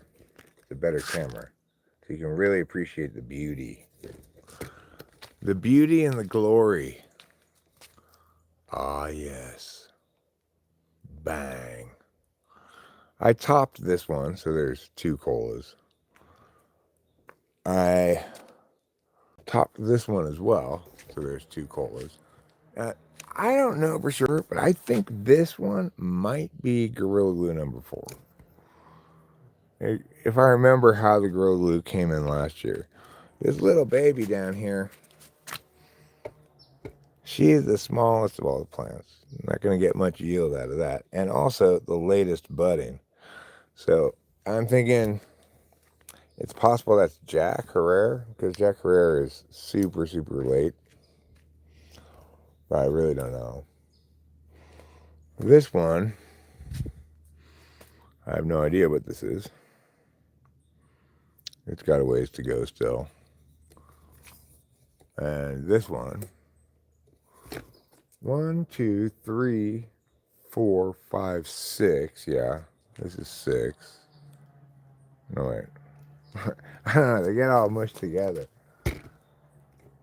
1, 2, 3, 4, 5. Okay, so this is different than this. 5, 6.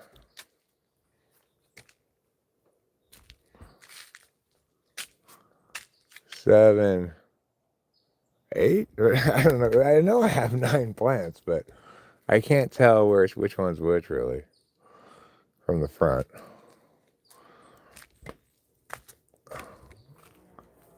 I can tell this leaf needs to be picked though. And this one too.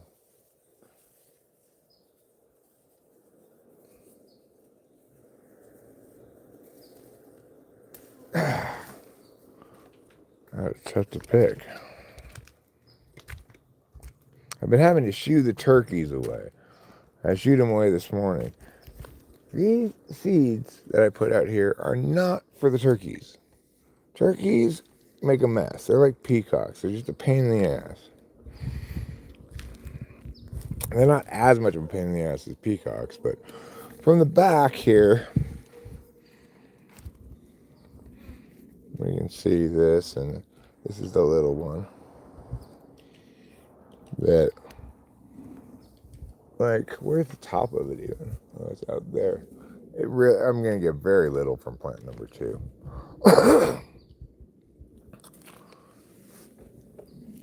And this is plant number 3.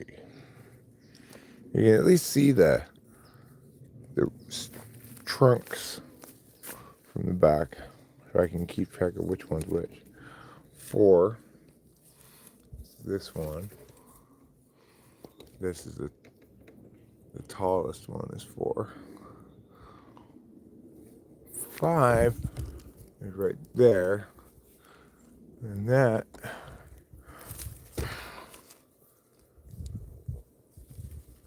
can't really see any of the things from the back. It's that one. So that was 1, 2, 5, 6. is this bad boy right here. Looks like I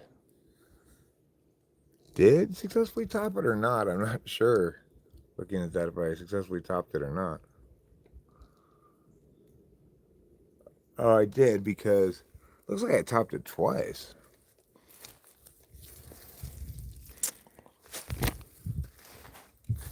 Seven is this one is annoyingly going over there so much. As you see, I tied it to this. I tied it to this. And I put this here as well and tied that other branch to this. But they ignore what I was telling them and they all go over there.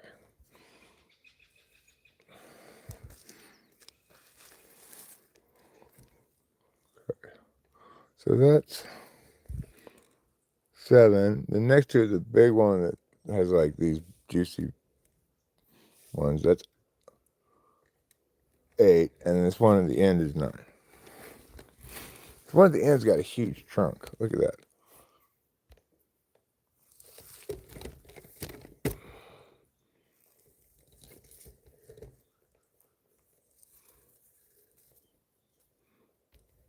It's like a little tree.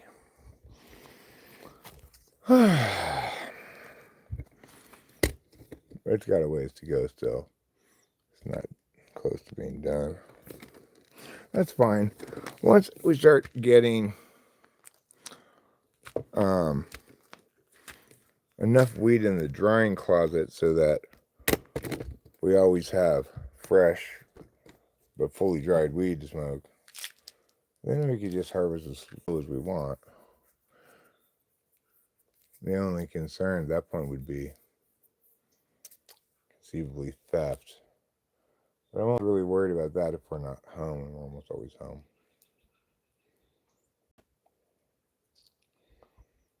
This has got to go today. This is on the list of chores.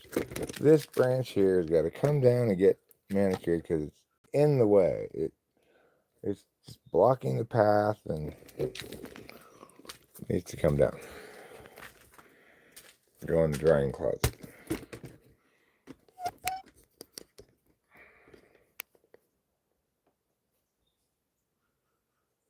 There is a doorstep alarms, $8. Yeah, well, I don't really want to get alarms or whatever. I wouldn't mind having some kind of video surveillance, primarily because I'd like to see what animals come around. Some trail cameras or something. But I'm only worried about one day, which is when we go to Sacramento to see the baseball game. We'll be gone all day, but we won't be gone overnight. That's the only day I'm really concerned about. And I wouldn't be concerned about it even at all, really, except that Rachel mentioned some sus behavior by this red truck from across the street. But they may have just been like ogling Rachel. It's quite plausible. Although she says she didn't interpret it that way, so she's probably right. Okay. Am I just procrastinating on cleaning the floors or what? What are we doing here? I thought we were cleaning the floors today.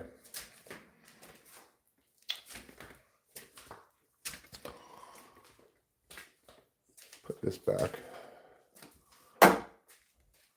Is it time to clean the floors already? Are we sure we're ready for that? I live in the state of California near Sacramento. Yeah, relatively near Sacramento. It's an easy drive to Sacramento, but it's still a couple hours, few hours. It's a lot easier than the drive to the Bay Area, which technically is like the same distance, but it's a nightmare getting in and out of the Bay Area, whereas getting in and out of Sacramento is easy squeezy. Sacramento is just not that big of a city. It's like Fresno. Yeah, getting in and out of Fresno, no problem. There's not a huge demand for the roads in Fresno simply because there's not a huge demand for Fresno. Sacramento is a lot cooler than Fresno. It's our state capital, where our wonderful state legislators pass their wonderful California laws.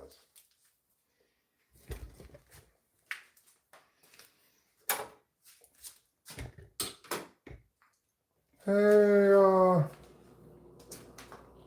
how about we tax something more now, like something unhealthy? I heard coffee's bad for you. Why don't we tax that? Because we're responsible to make everybody healthy. Fuck you, California. Stop trying to care about me. I don't care about your caring. I don't like it. I don't want you to care about me. Just you just do the job that the state government is supposed to do and not a bunch of other things. How about that? I could not possibly have a burger with Newsom. I'm still social distancing. If I wasn't allowed to have Thanksgiving dinner with my family, I definitely can't have a burger with Newsom. That was Gavin Newsom's most hilarious, just complete fail, was when he tried to announce the rules to prevent people from going to have Thanksgiving dinner with their families. And the sheriff's departments all around the state were like, yeah, we're not enforcing that. That's not a law. He's just saying that, etc. What do you like to eat generally? And is it more expensive than regular food? Oh, well, I used to like to eat what I ate. Now my diet has changed dramatically, and this is like not even a week into my new diet. I'm seeing immediate results from it, but now what I have to eat is just meat and vegetables, basically.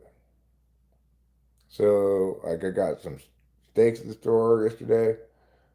I got a pack of 3 steaks, which then I cut into 6 steaks and put each steak in its own Ziploc bag in the freezer. I probably will barbecue up steaks for me and Rachel later. And,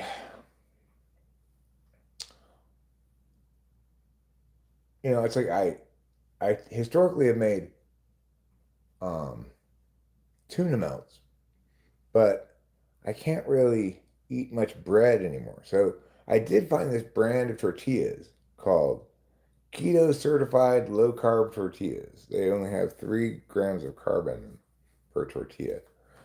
So I'm thinking for anything that requires bread, I can use those tortillas, which are quite good. A delicious treat is to get one of those tortillas and just heat it up on the stove and then put butter in it and fold it up, make a little tortilla butter pack. Just eat that. It's delicious.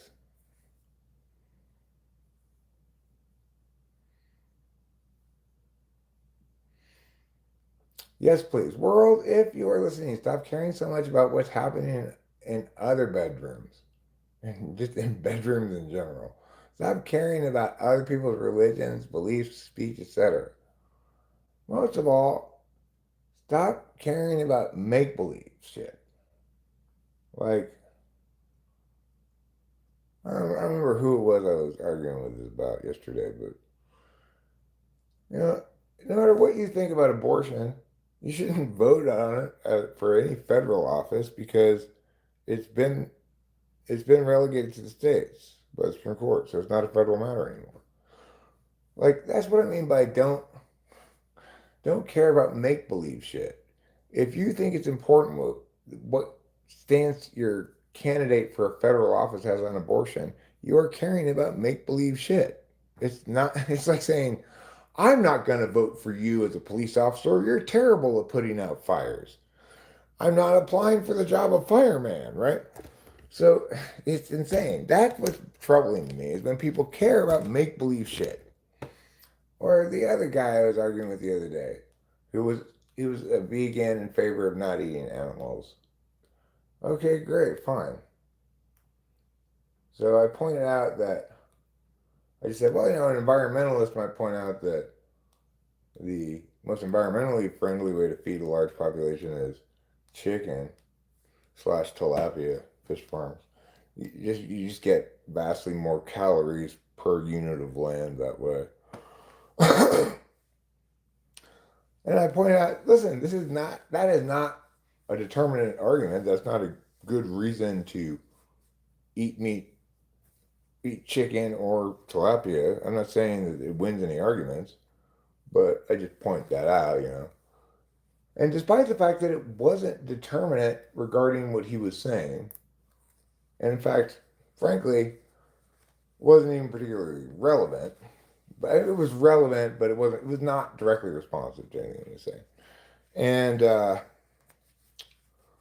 he wanted to insist that no, that growing only vegetables and stuff is more environmentally friendly than raising chickens as a food source, even though it's patently untrue. And even if he were to concede the point, which is he should because it's absolutely factually true, it doesn't change anything about the arguments he's making. As I explained to him, didn't matter. He insisted that no, not only was veganism good because it was nice to animals, it's also the most environmentally friendly thing. It's like that's caring about something that's make believe, right?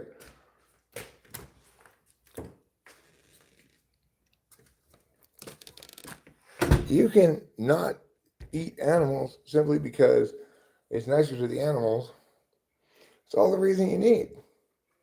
If you're trying to universalize some duty to not eat animals, well, you're going to fail doing that because things that universalize do so by a certain metric and mechanism, and animal eating has nothing to do with that.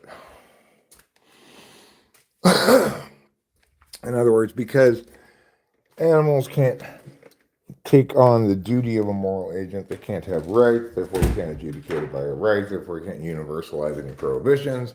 We only have to talk about impacts, which is, I guess, why the environmental stuff was, in fact, relevant. But, hell,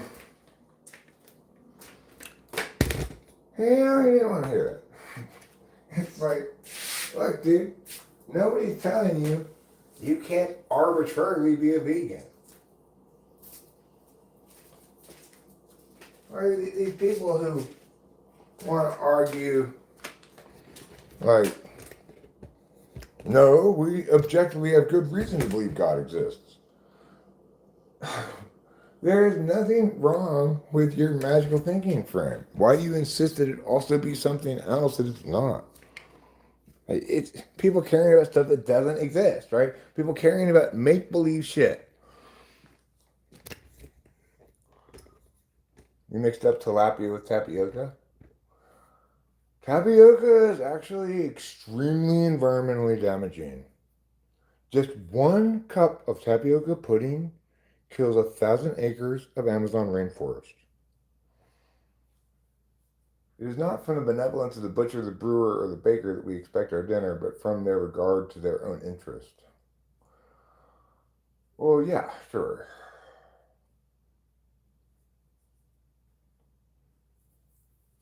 I mean, you call it liberal, libertarian, conservative, whatever you want to call it. The bottom line is, as an individual, you either respect other individuals or you don't. That's it. If you respect other individuals, you are focused on your own shit, not on what they should be doing differently, unless they've done something bad.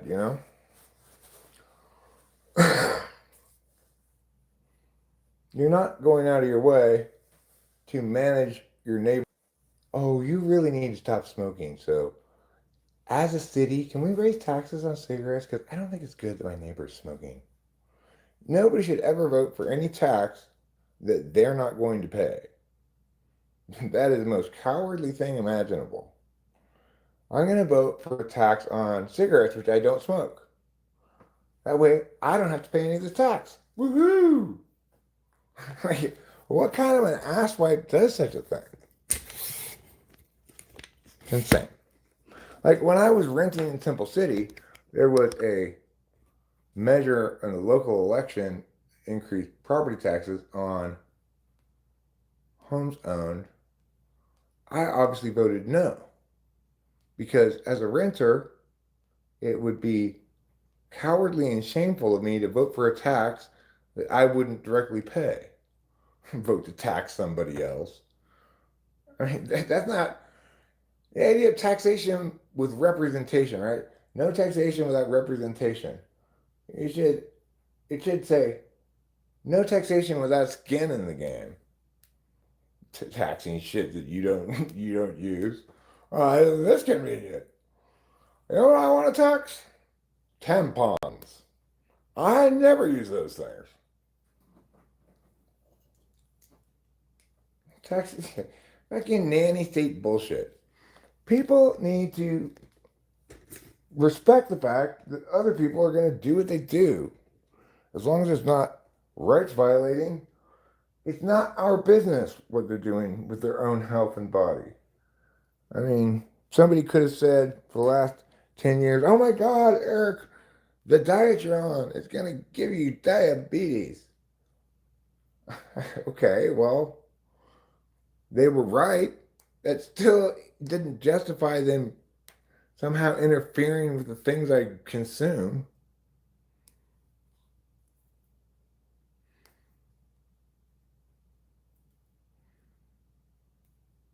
What did Trump say about it? What was Trump's speech on Kirk about? Was it a defense of free expression? Was it a condemnation of the boogeyman left? Was it a lauding of a lost, martyred hero? What kind of speech was it?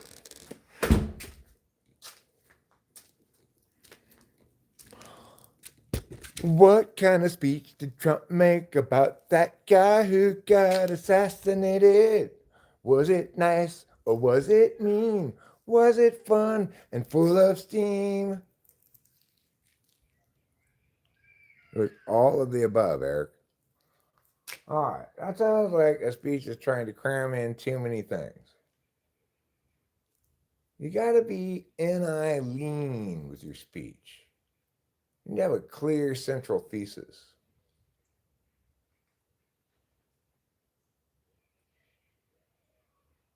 This travesty is a great American disgrace because it represents the alternative to a free and civil society and a citizen democracy.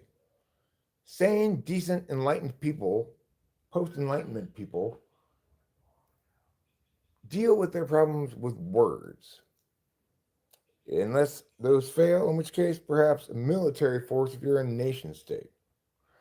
However, no nation state can stand and thrive when free expression is threatened by violence. I don't care how strongly you feel about whatever political opinion you may have. I don't care how much you dislike the political speech of some other person. And I want to stress this right now. It matters zero what Charlie Kirk's political speech was. It matters zero whether he was 100% correct, 100% incorrect, or something in between. I don't even really know what he had to say. Don't give a fuck. Don't care at all. Why? Because what we are to learn from this is that the heart of a free and civil, successful citizen democracy is active and safe political discourse. Political discourse executed the way that I am executing this speech, both as a reminder to all Americans that we have an obligation to uphold the core values that allow our democracy to continue to thrive, and a condemnation of all those who would try to subvert this discursive process with use of force. So, fuck all y'all who think you're going to intimidate people out of speaking their minds. You haven't intimidated me. You merely lit a fire under me. And for all the good Americans out there, God bless America and have a great day. I just freestyled. I didn't write it, obviously, but there you go. Something like that. That'd be a fine speech to give. And not that long, you know? You don't want a long speech. Who wants to sit through a long speech?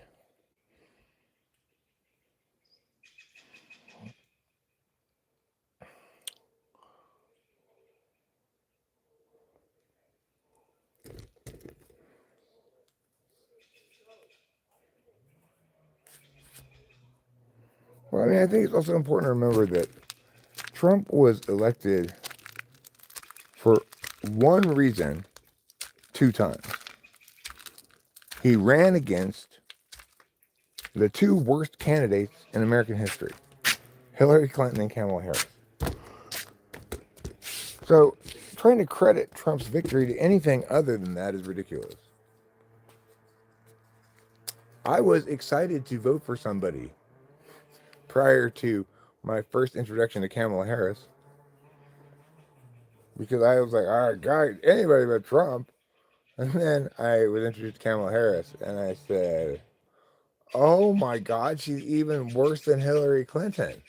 I didn't think that was possible. How could there be a worse candidate than Hillary Clinton? Like, incredibly unlikable, has no vision, just a clusterfuck of disaster, right?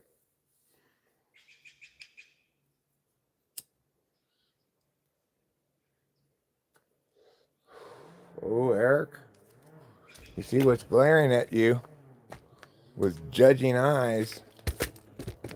That's right. The floor cleaning things. Somebody stop your chainsawing. It's loud. I don't like it. I said stop chainsawing. I don't have to put up with very much of that stuff these days around here, but sometimes there's a little chainsawing going on. It's annoying. I was actually up so early this morning, and I guess the sun comes out kind of late now, that I was getting rocks as the sun was coming up in the hills. Had a great view of a beautiful sunrise. Unfortunately, I didn't bring my phone in there. Oh, did you guys see the short? The 3 of you who were here, did you guys see the short of me seeing a tarantula? Rachel and I were driving down the road, and I saw a tarantula. We saw it, and I pulled over, filmed it. I tried to kind of poke it with a stick to go over to the side of the road, but instead of hurrying it along, I just made it stop and put its legs up. So I just said, okay, I'll just kind of stand here and crossing guard you. I didn't want it to get run over. That would have been super sad.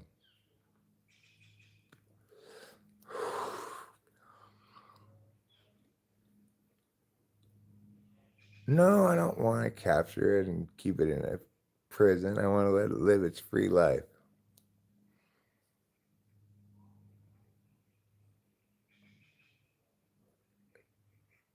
Disco Duck.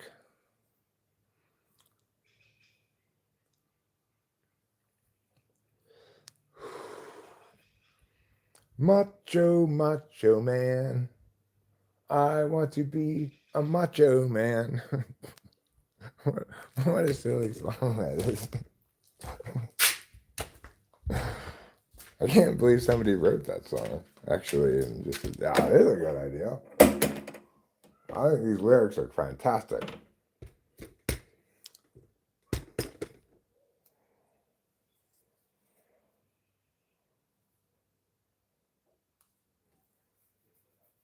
That's why I put on text. I knew people would want to know it made it across safely, so I put it on the text there. It safely made it across. Crying child.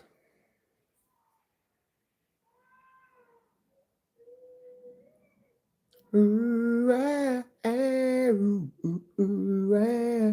Dancing Queen's a great song. Anybody could be that guy. The night is young and the music's high. When you get the right meh meh, then you meh meh meh meh meh meh meh meh meh. I wish I saw tarantula like that is the in the wild, but they are not in my region. I've never seen one in the wild before. I guess they live up here. They certainly didn't live in LA. I never saw one living in LA or in Santa Cruz. Santa Cruz, though, they've got banana slugs up there. Those things are kind of crazy. If you've never seen a banana slug, don't pick it up if you see one though, because it's their slime. It sticks to you like the stickiest thing in the history of the world. You can't wash it off for shit. Think the climate is dry enough for them where we are? Yeah, it is definitely dry. Yes, we definitely have rattlesnakes. In fact, when I was up in the mountains collecting rocks this morning, I saw a shed rattlesnake skin. And it was right, it was like in this, like a miniature cave, like, maybe this big. And I couldn't really, went back a little bit. It was just a spot between two sets of rocks. And I was pulling rocks from out of there. And then I moved on to a different spot, and I heard what I thought was a rattle. I was like, I wonder if that snake just took a little while to warm up because it was kind of chilly this morning. And he just late to the party with a rattle after I left that spot, but he probably was in there. And Rachel and I have seen a rattlesnake crossing the road before too. It was almost all the, it was basically all the way across the road, but we stopped and looked at it, and I was going to encourage it to go further across the road. Then I saw, wait a second, that's a rattlesnake. Maybe I just leave that one alone. So he made it across the road safely. It really hurts my heart a lot when I see certain things be road killed. Snakes are number one thing that hurts my heart to see them road killed. Turtle, also. Fox. I saw a road killed fox a couple weeks ago. That made me sad.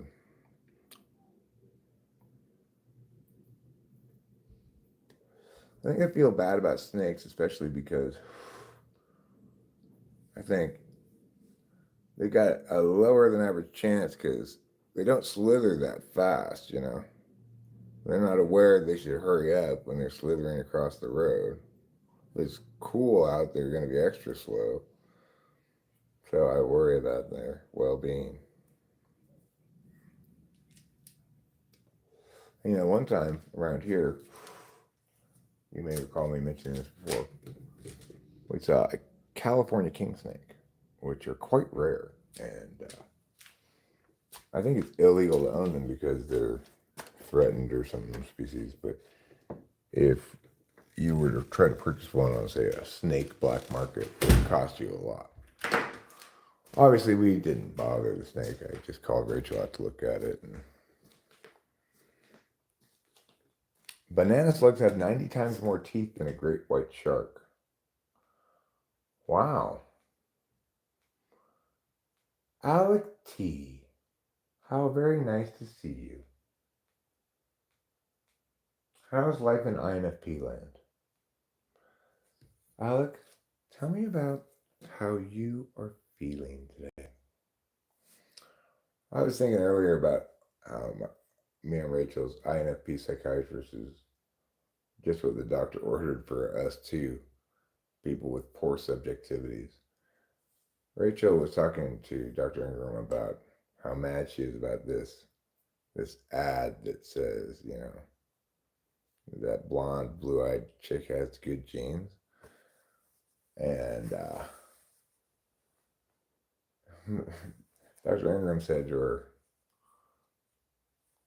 you don't you don't need to compare yourself to that person or whatever, or something like basically saying you think it's an attack on you because you're not blonde haired and blue eyed. And that's why you feel so strongly about this. And then she pulled an Eric and talked to me about it later. She's like, can you believe you said this? I explained to him, no, it's because it's basically pro eugenics and that's bad. And I said, Rachel, remember when I was so mad at Dr. Ingram?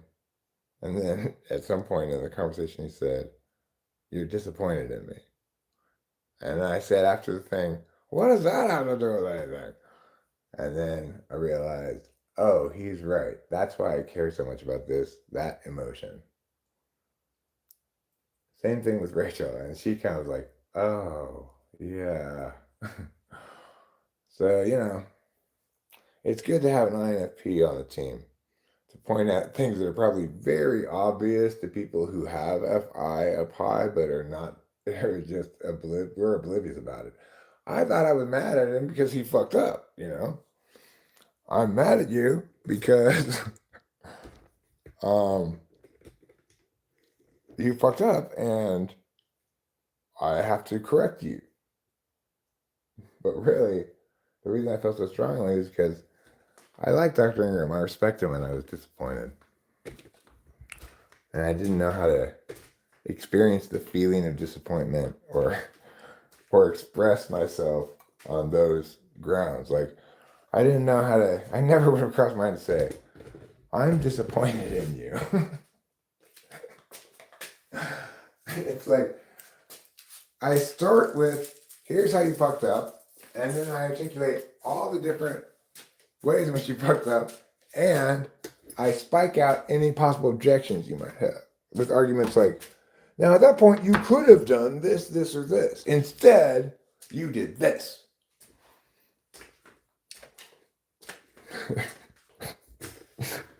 I mean, I had notes and shit for this meeting with them. I had this shit. I had like a case built. which, you know, why? Obviously, I was experiencing emotions.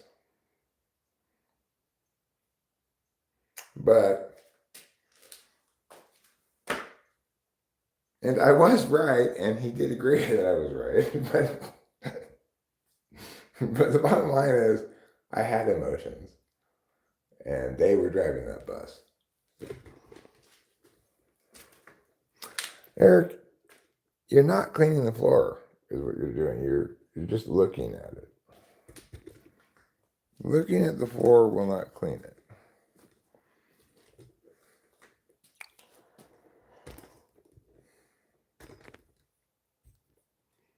As an INFP, he may also be in tune with a role-based perception of things.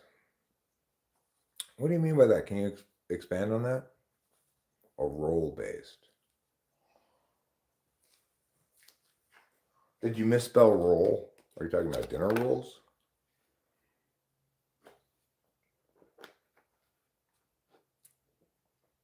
I know, Putty Cat, I know.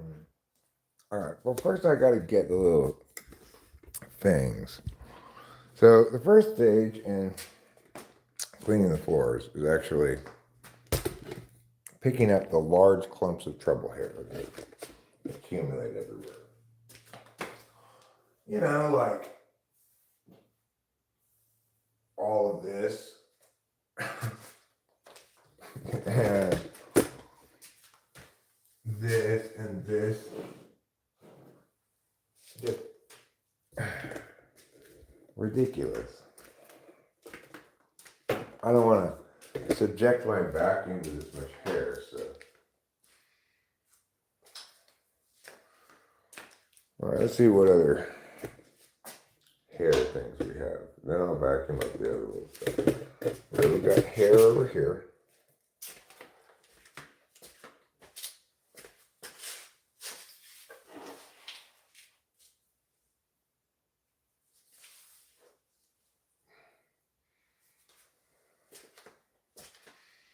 Some over here. God, this cat is just, how much can any cat possibly shed? It's ridiculous. Okay.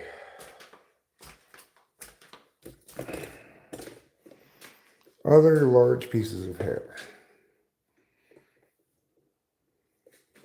I don't see anything at the moment.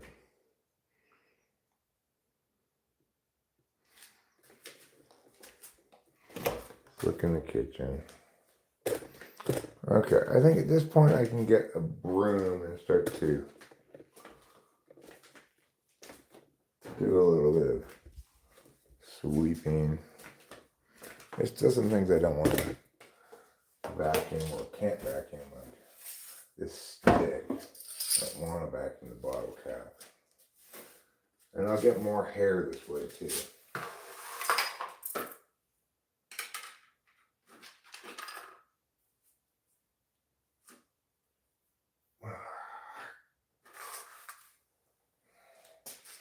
Trouble is nothing but trouble. He's not nothing but trouble. He's kind of adorable too. I love him, but Jesus Christ. I have never encountered a cat that requires so much of everything. Like, so much cleaning up after, so much attending to,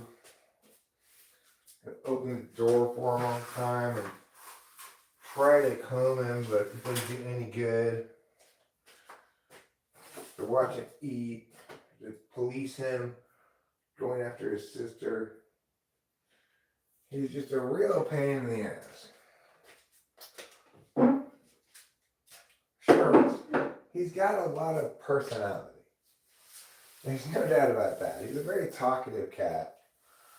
And a very smart cat. Jesus Christ. Like, look at this shit. This isn't even like the obvious clumps. This is just gathered bits. It's ridiculous.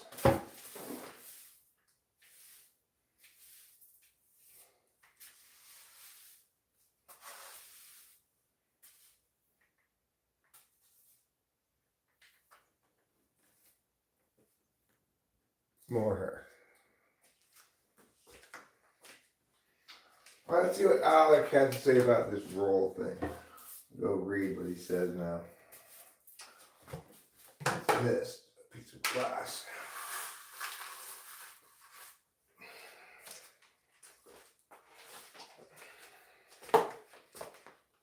And then we'll do, oh geez, there's so much hair right here. Let's get this hair first. You'll know this is like the 8th or 9th big clump of hair I've got already. I just barely started sweeping.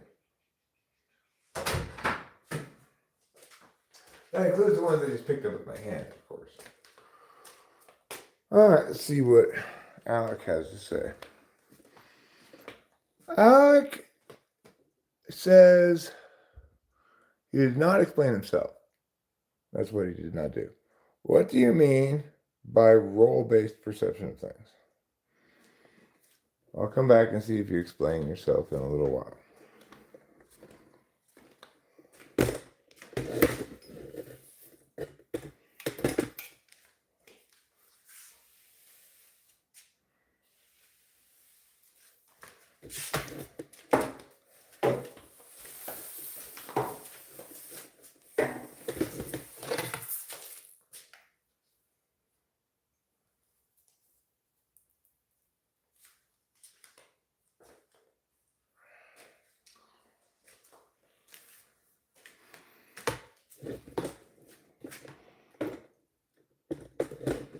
Once again, in 2025, the award for Most Horrible Kitty goes to Trouble Strauss.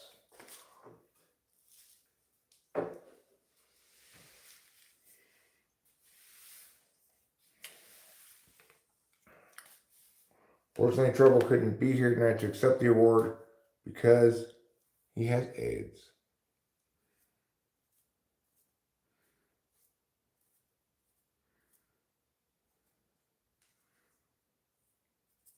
The worst kind of AIDS.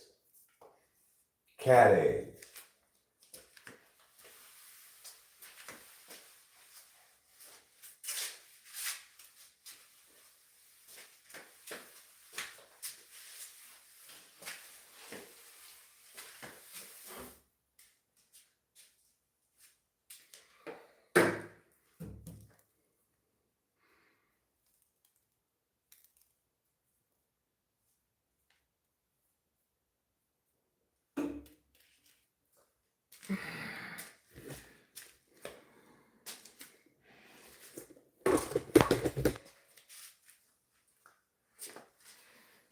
Okay. Let me get down this hall. Get any hair that's here.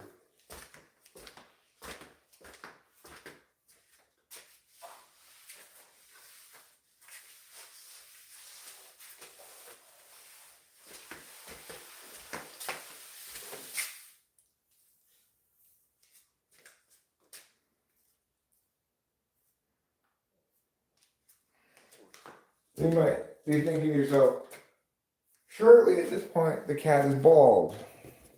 No, he's got plenty more where that came from. He has an infinite supply of hair.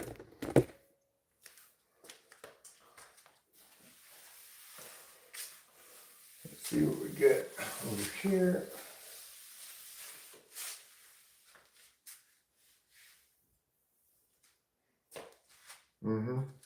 Yeah. At this point, it's come as no surprise.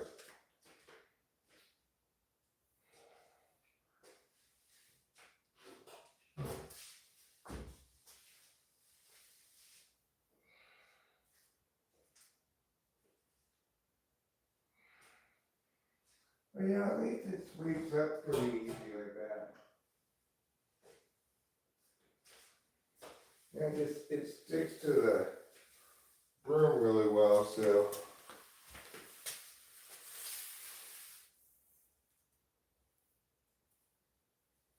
I can get just the hair pretty easily.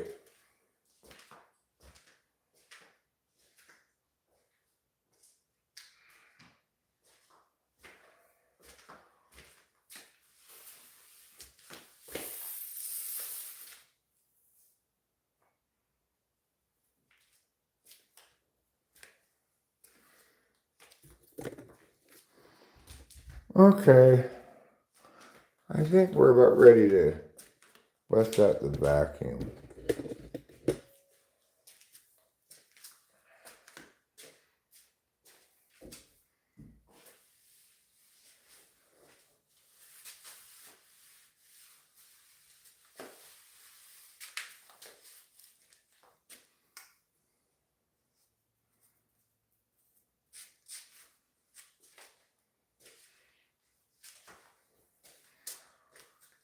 Okay, let's leave this out-ish so we can get as we need to. I guess we put it back in the kitchen. Now let's put this back in the kitchen.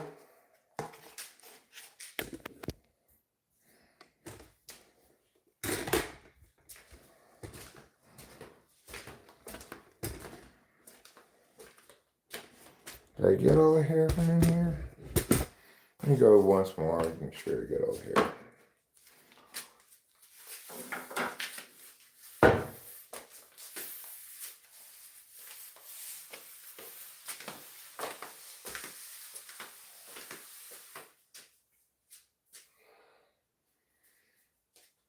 Obviously, no, I did not get all the hair from in here. There was quite a bit of hair on that one. And we'll get those pile of things too.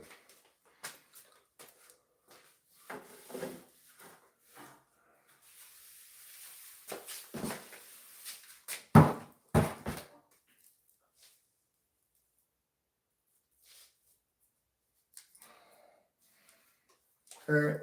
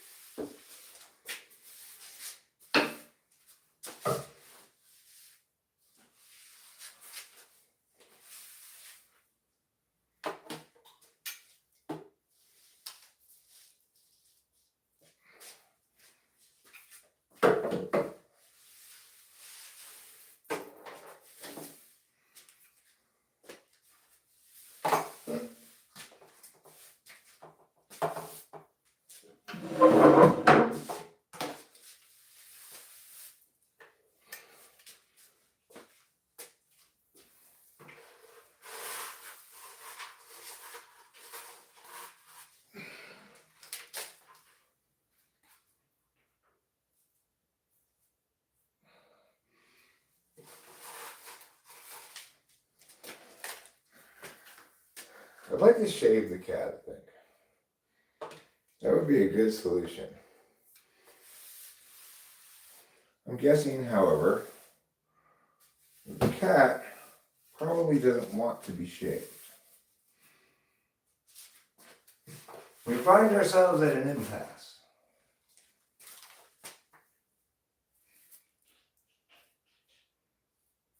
What's going on? Who's doing what over there?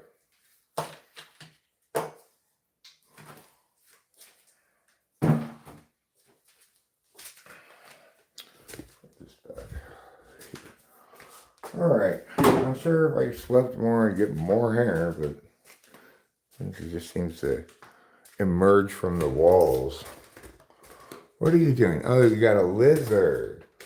Not on my watch, kitty. Oh, God.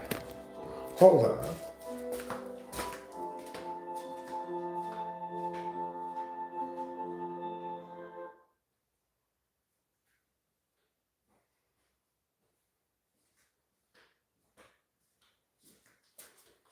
No, kitty. No. Get away.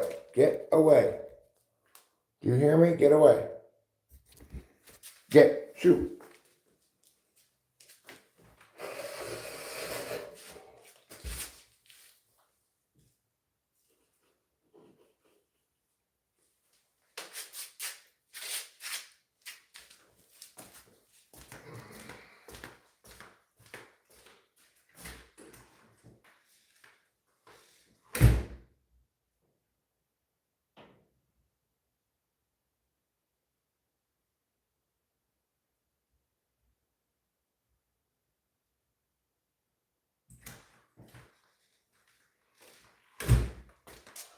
Okay.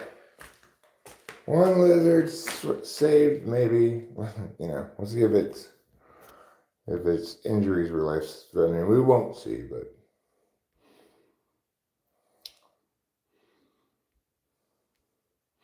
extroverted thinking is not asking who am I supposed to be and what am I supposed to do as much as introverted feeling is asking this question. I agree. Introverted feeling is asking these questions, not extroverted thinking. Extroverted thinking is thinking, how do I get from status quo to desired outcome?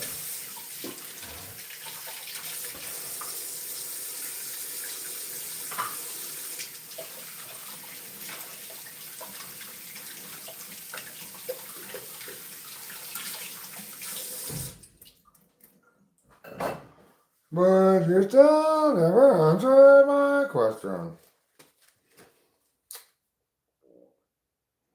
Next stage is vacuuming. Okay. I can do that. That's not so bad. I'll just get this out.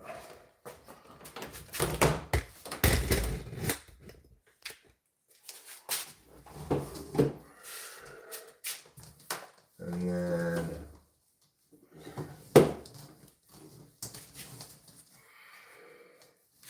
I'll plug this in.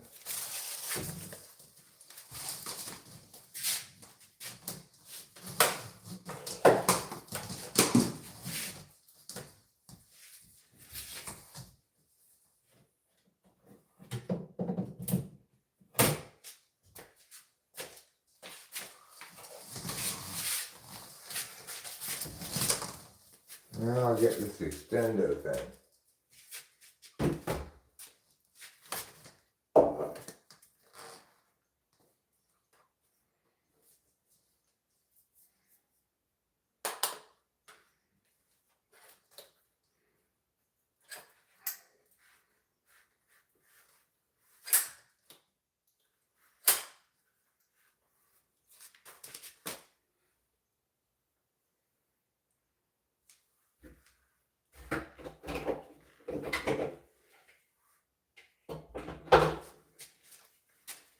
Get this attachment too. I'm starting with this attachment, which should grab residual hair that I missed.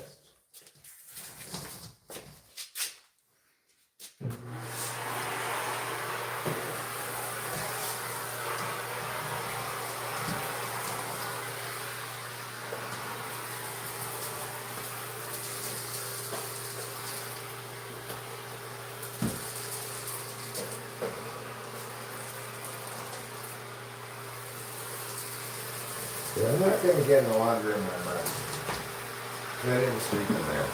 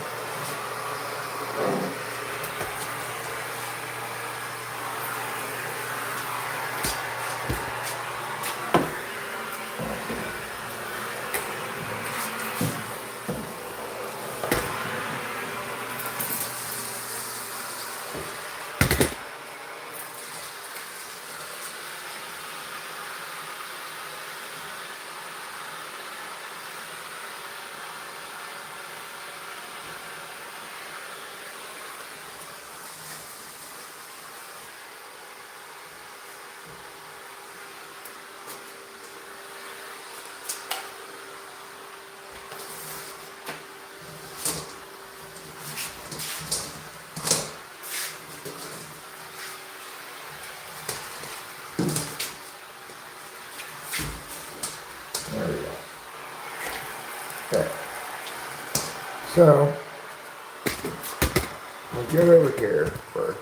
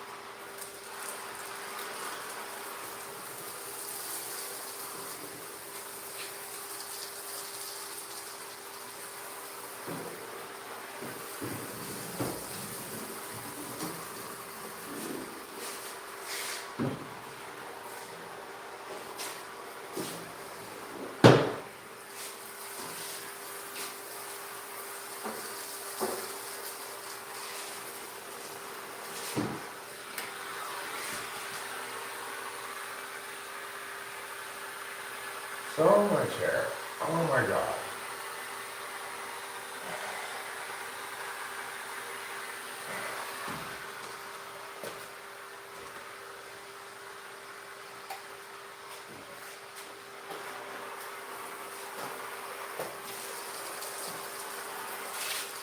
Funny how we call cat fur cat hair, right?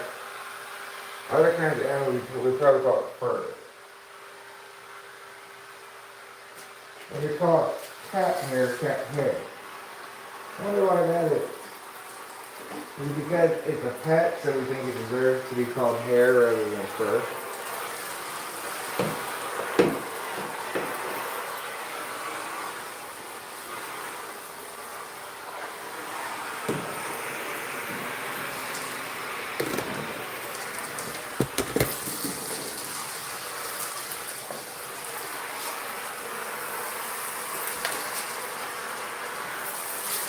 Find the dime, pick it up, all day we'll have good luck. So I'm going to have all good luck today. Well, it just so happens it's my favorite kind of luck.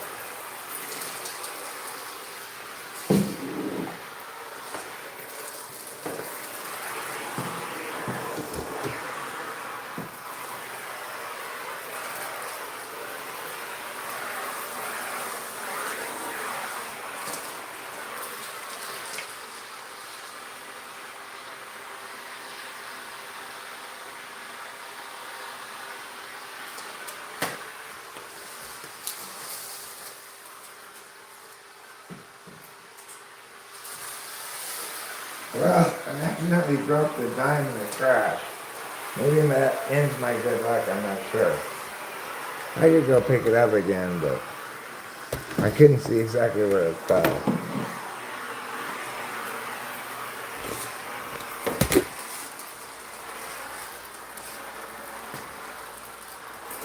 I know what you're thinking. You're saying to yourself, oh my God, Eric, your vacuum is so whisper quiet. How do you do it? Well, this isn't a regular vacuum. It is a special vacuum. And the actual vacuum part is in the garage. If you were to go in the garage right now, you say, oh yeah, sounds like a vacuum.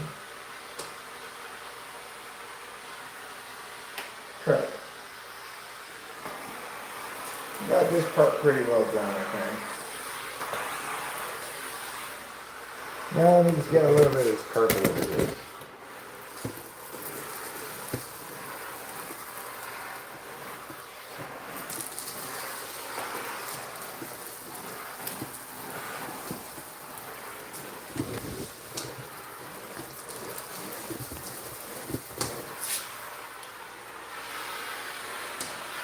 Not too bad.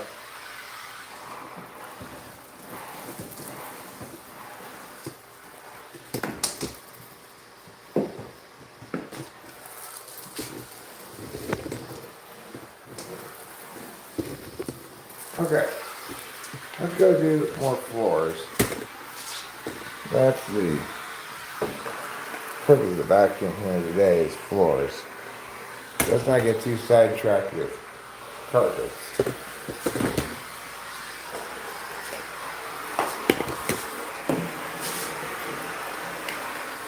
I'm going to try this other attachment for a second.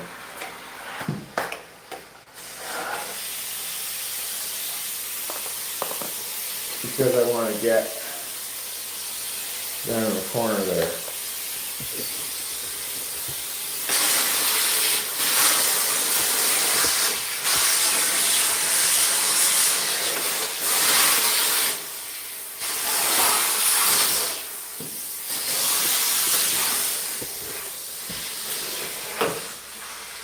Oops.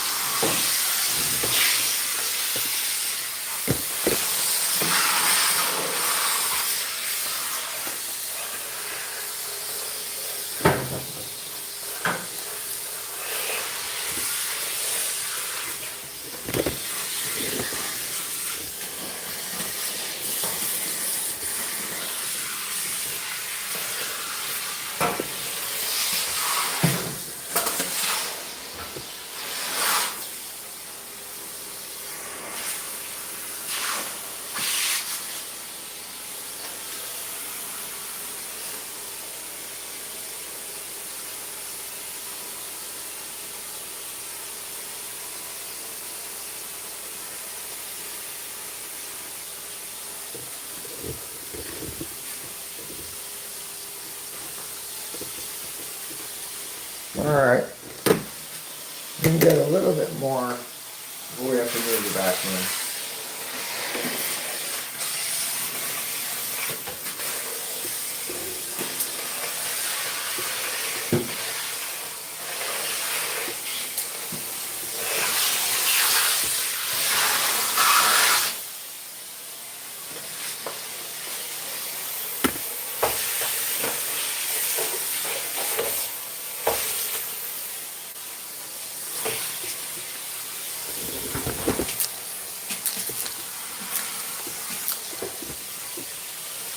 Alright, I think we have to move the vacuum.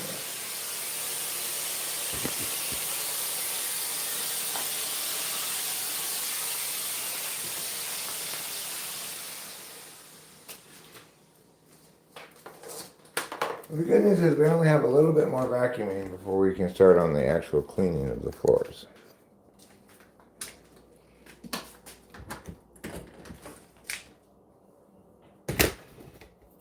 which desperately need to be cleaned.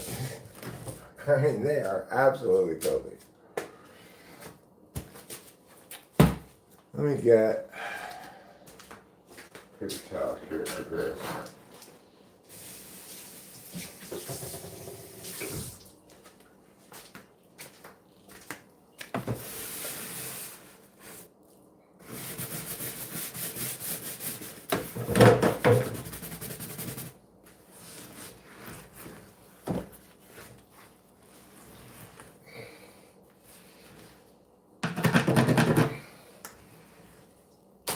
There. Okay.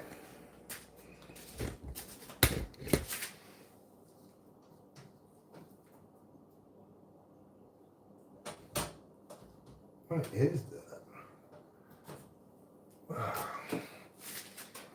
Gross.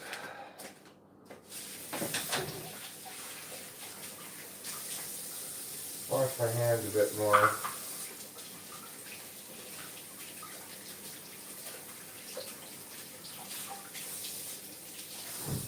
We are going to need to eat something pretty soon.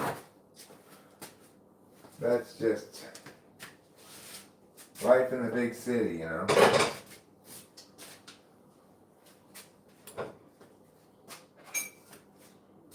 Empty this stuff in the trash. Shit, a little flying. I opened the door too soon.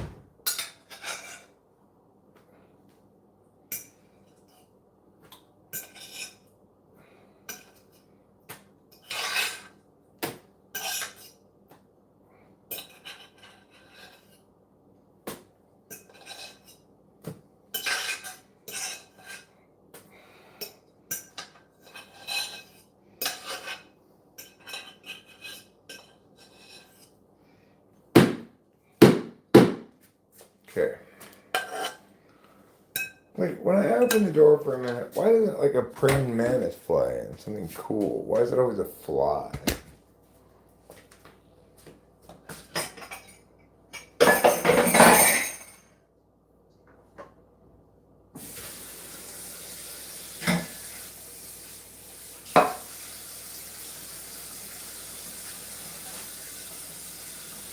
Okay.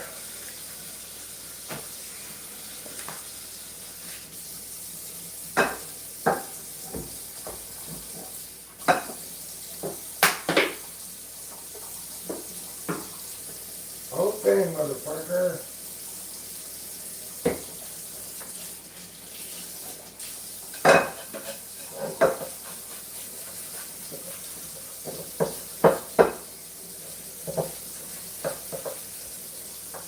And it's great. Like dirty parts as best you can, but some of these dirty parts are like permanent stains.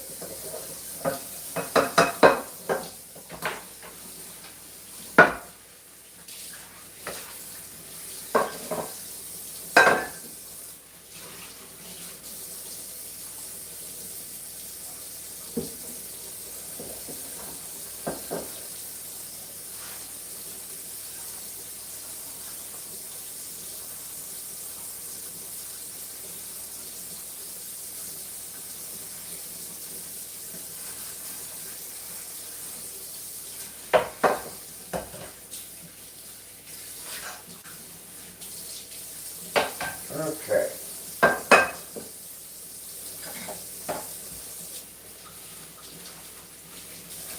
Still not really very clean. I still feel the grease on it.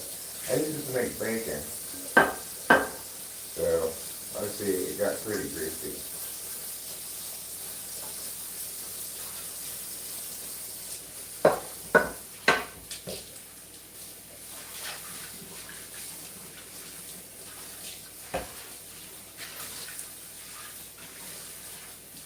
Okay. Good enough.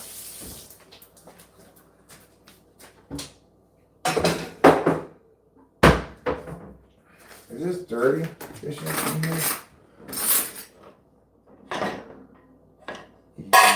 Yes. Alright, cool. So I'm going to put these. This one seems clean. This one's clean. this lid in here. Because it's a dirty, dirty lid. Ooh, you dirty lid. You like it, don't you? You like it when I tell you what a dirty lid you are.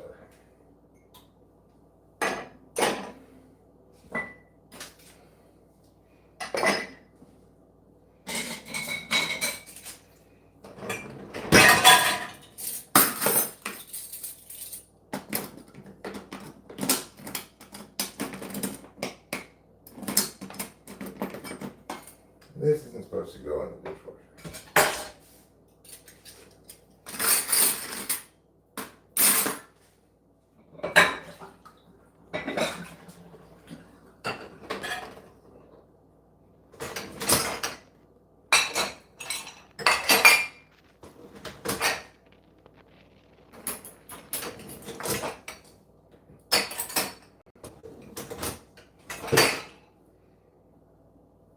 Alright. Now let's get a dishwasher soap. These are dishwasher soaps. When we first moved in here, I tried to fill this with regular dish soap, like this, and all these foams came out of it. I was like, oh no, does the dishwasher not work? Turns out you just have to have these particular kind of dishwasher soaps. You can't just put any soap in there.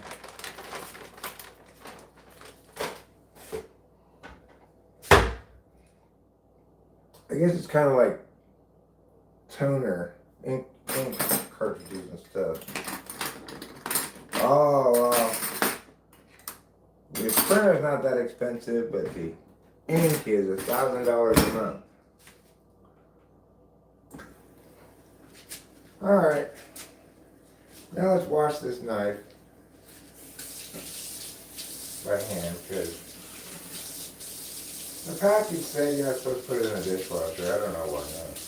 But I'm just listening to what the package said.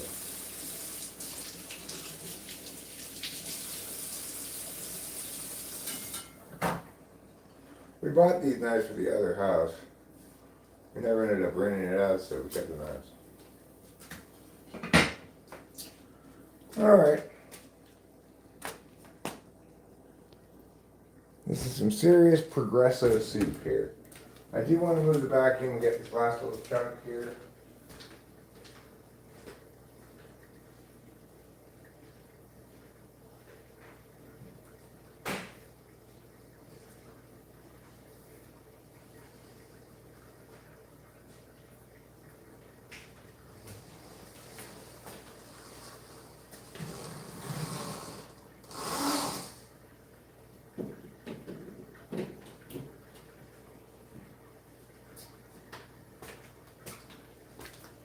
Okay.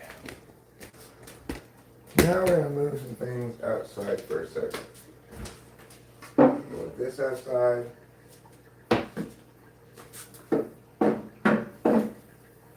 Move this outside.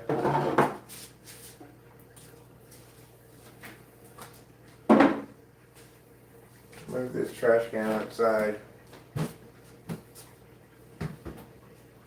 And we're even going to move this broom outside. Okay.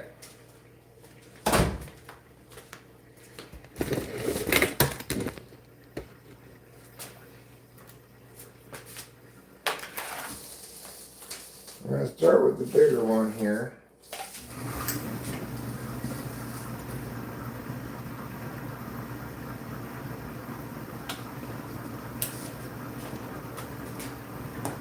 Hold on.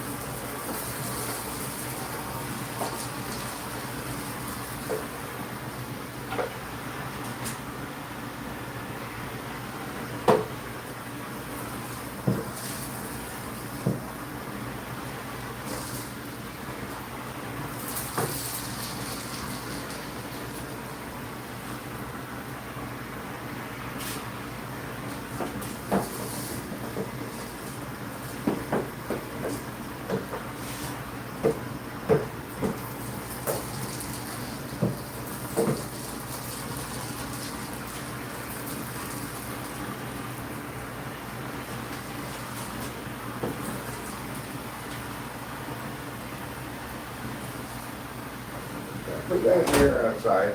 Now we're going to switch attachments.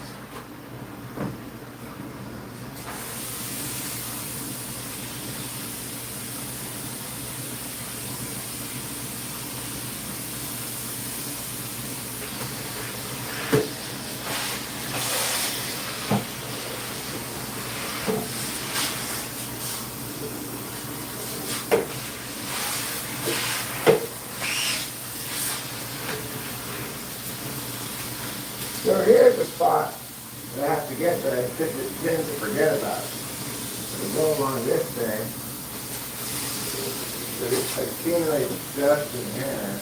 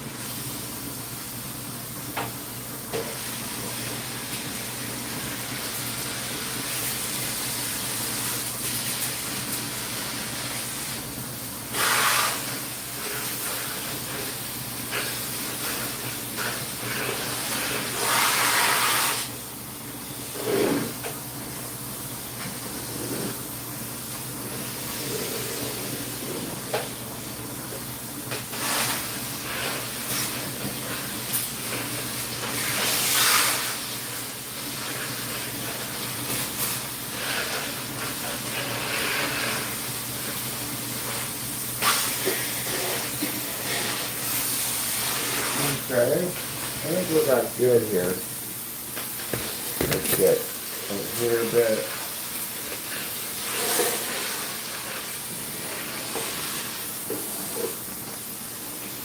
On here.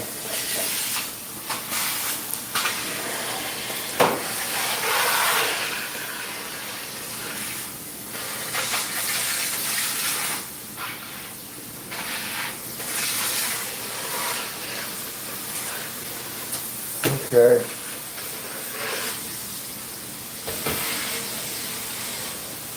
Now, let's just get a little bit of the living room with the other attachment.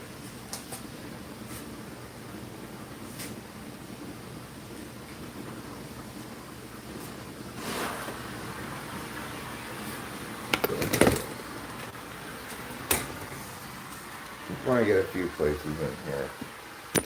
High traffic areas and such.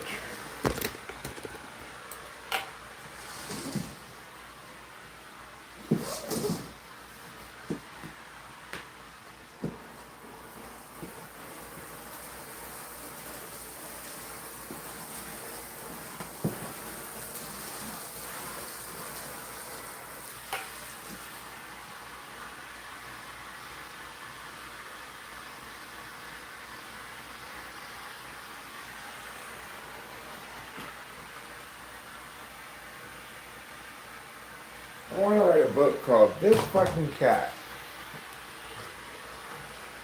It's about trouble. But pretty much that's what I want to say all the time whenever I encounter him in any way. This fucking cat.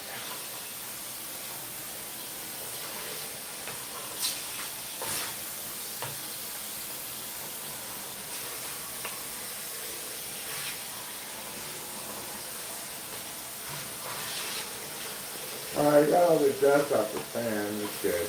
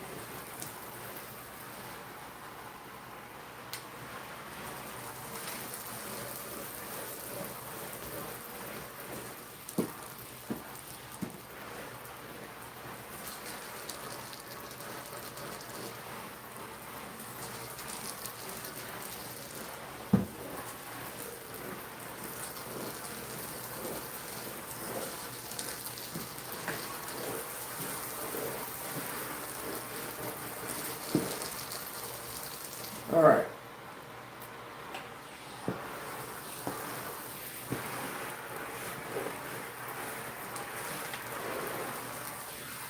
Good enough. Now it's time to put the vacuum away and get the mops.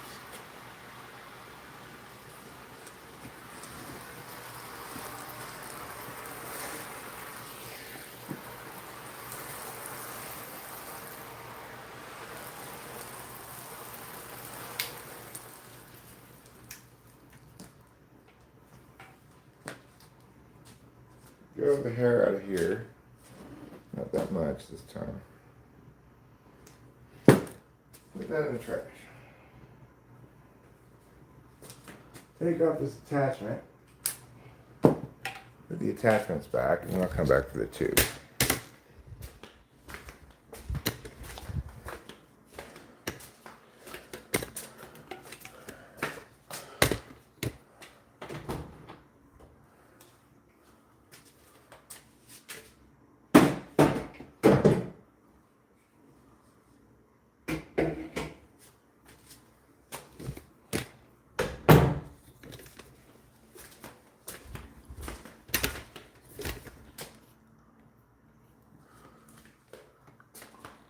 Who nutted on Eric's shoulder?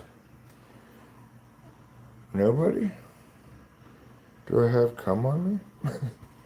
That would be surprising. What is this stuff? What is that? Oh, that's cum. What? Yeah, I came on your shirt earlier. I thought that'd be fun. It's not fun for me.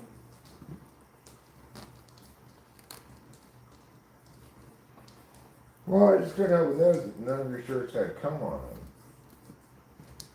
So, trying to be helpful, too.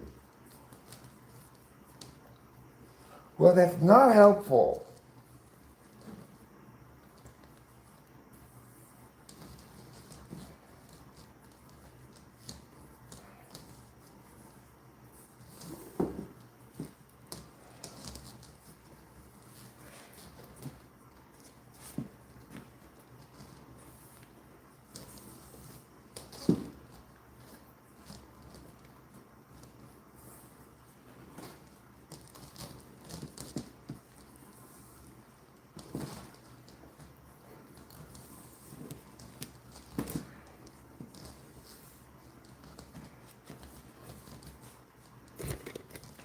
Oh, let's put this back. You have a meeting in 10 minutes, huh? Oh, Taylor's here? Hi, Taylor. Oh, you're the one who asked. I still don't really, it's like, I haven't gotten used to the new name.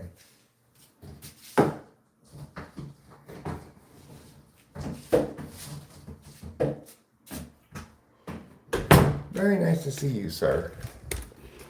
Thank you for visiting, however briefly.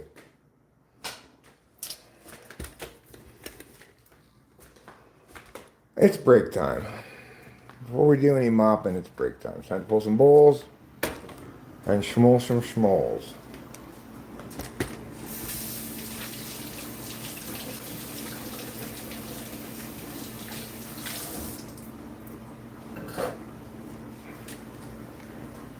What do you want to do? I can't think of anything. Well, I can think of something for you. Let's pull bong rips.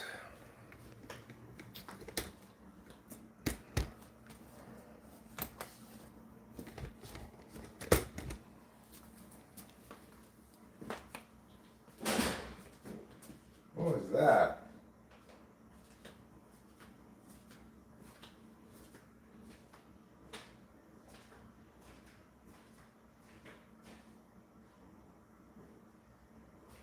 Huh. I don't know. Maybe it fell in the vacuum closet.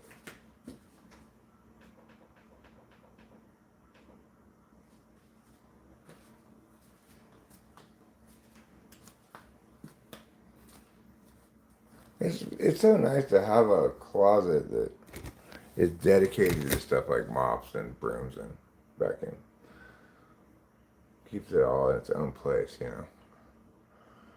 Everybody dominant strive for idealized roles, relationships, but the time it takes to live up to those ideals makes them impractical in fast-paced or casual situations. It also makes it challenging for people who want to know right now what the status is when the status should be based on feelings that need time to figure things out. So I understand what you mean now. I mean, the thing is,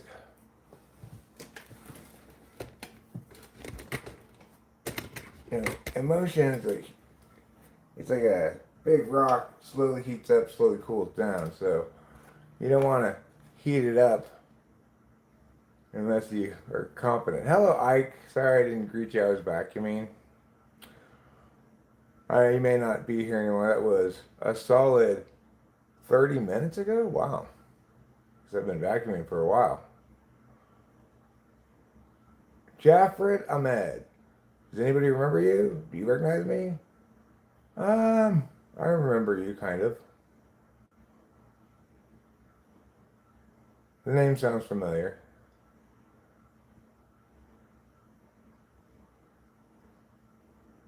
The roles are social emotional realities. Is sleeping with another guy's wife an F5 violation or FE violation? I mean, it's both. Keeping in mind that FI violations have real consequences in your actual authentic experience. FE violations have consequences in how other people perceive you.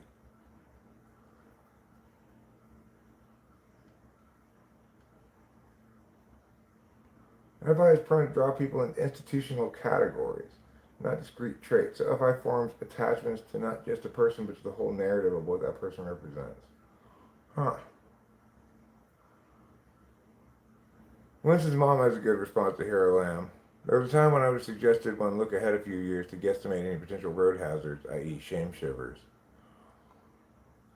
Yeah, well, I mean, that's good advice. I don't know why you would cease to give that advice. Nobody wants to regret mistakes. They're just not necessarily aware that that's going to happen.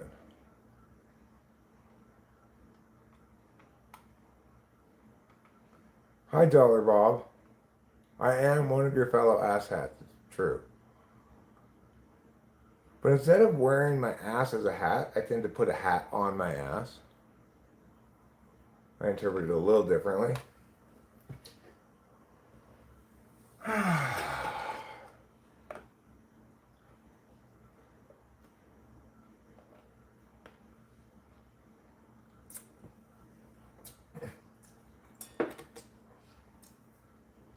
I like your decision to go with assassinator. The noun is typically just assassin, but it's fine. I like assassinator better.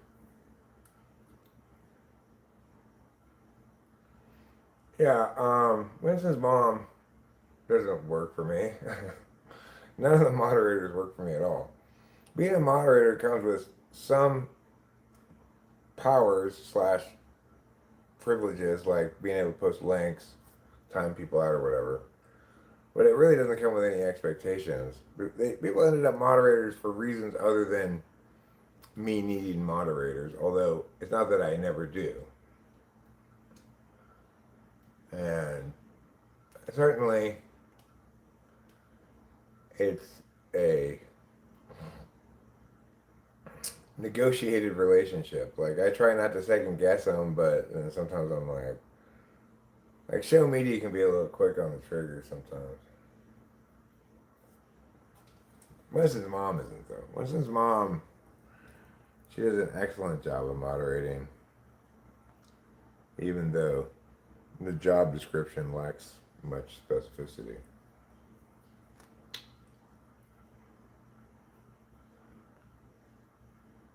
You know me for about a year. Cool. You couldn't get selected into med school as I didn't pass my pre-med entrance test. Is it because you failed to learn what the various organs of the human body are called? Did you mistake the pancreas for your skin? Life's been pretty depressing since then. I'm sorry to hear that. I'm not depressed right now, but I have experienced a lot of depression in the last, year or so, and it's terrible for things to be depressing because it's like you don't want to do anything and you're not satisfied with not doing anything either. You scored lower than the cutoff marks. Well, did you consider cheating?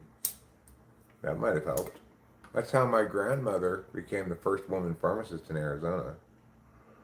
Apparently, she cheated on her pharmacy exams. I don't know.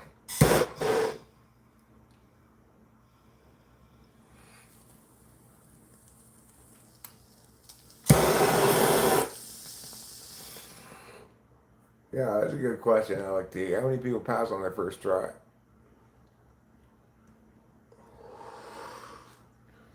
Yeah, being a mod is not. It's like most people who are mods became mods because they wanted to put a link. I temporarily made them a mod and forgot to take it away or something. Or they've been mods for years and years, I don't make new mods.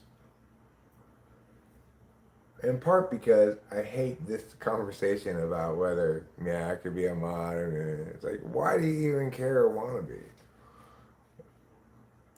It's not very exciting. What is very exciting is the things I learned today about my names. So I Googled, oh shit, I got a 2 o'clock appointment. I forgot about that. So this stream will be coming to a close sometime in the next half hour or so. I got a 2 p.m. with Chloe. Talk to her about her English paper, which is gonna annoy me because neither Chloe nor Jeffrey has ever really listened to me and done things the way I want them to do them. So she's got this paper from this obviously horrible teacher who has assigned her a book on Afrofuturism, which is about imagining a future world that operates under the cultural lens of African Americans. It's just racism done limply or something, called something else. And obviously, what Chloe needs to do is attack. Just relentlessly attack. It's your best strategy as a student. Don't, you'll always do a better job if you relentlessly attack and you're invested in the thing than, Eric, there's a book I really, really want you to read, The Enneagram Living and Dead by Plavin. Would there be a chance I can force you to read that book? Is there a PDF of it? I could skim it, but I will tell you this much.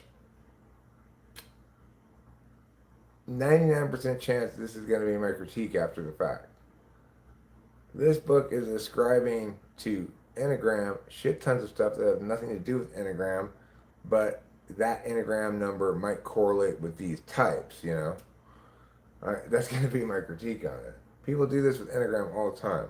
They want Enneagram to be more than it is. Enneagram is just a taxonomy of your FI strategies towards anger, shame, and fear.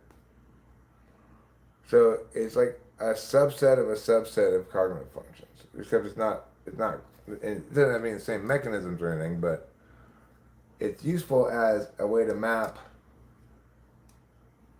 and predict behavioral responses based on that are responses to the things that evoke those 3 emotions. So it's not useless. It is kind of correct. You can't validate it really, but when people say, I know Kami is always filling Rachel's head with nonsense about Enneagram doing this and that. You know, well, it's because he's a 7. No, it has nothing to do with that.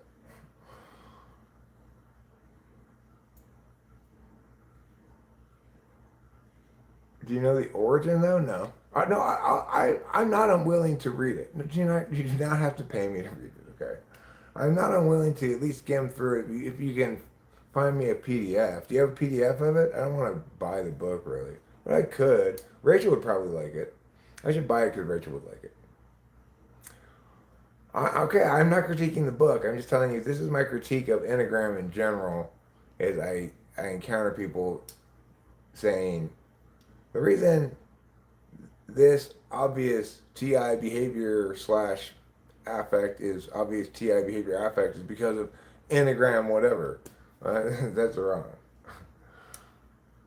Do I believe in God? Yes, I do. I'm a Christian. Okay, I'll read it. It's math. Well then, I mean, Enneagram isn't math though. So, all right, let me see what it's called again. Enneagram, Living and Dead. I'll check it out. Right.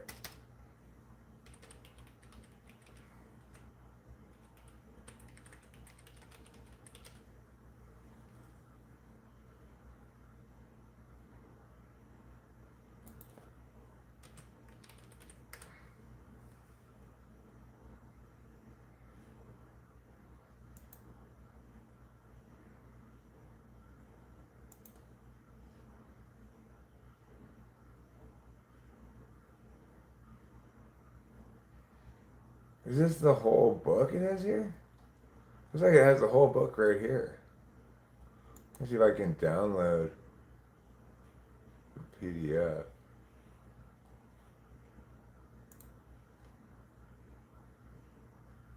Around 1915, Gurdjieff presented the above figure, later named the Enneagram, in a lecture. In a lecture he gave in Russia. The lecture was translated in English when Gurdjieff began his activities in Europe. This is the oldest reliable account concerning the history of the Enneagram.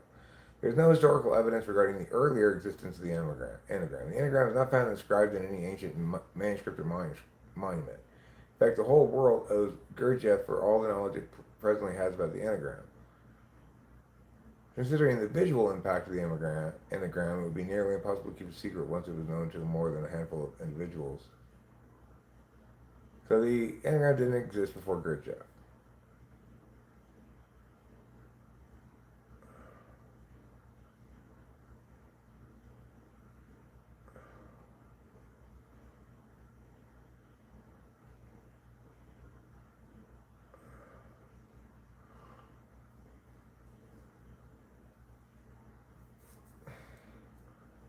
The Enneagram may be regarded as what Gurdjieff called legomenism, that is to say, keys to objective knowledge that had been prepared in a special format to survive the end of oral transmission.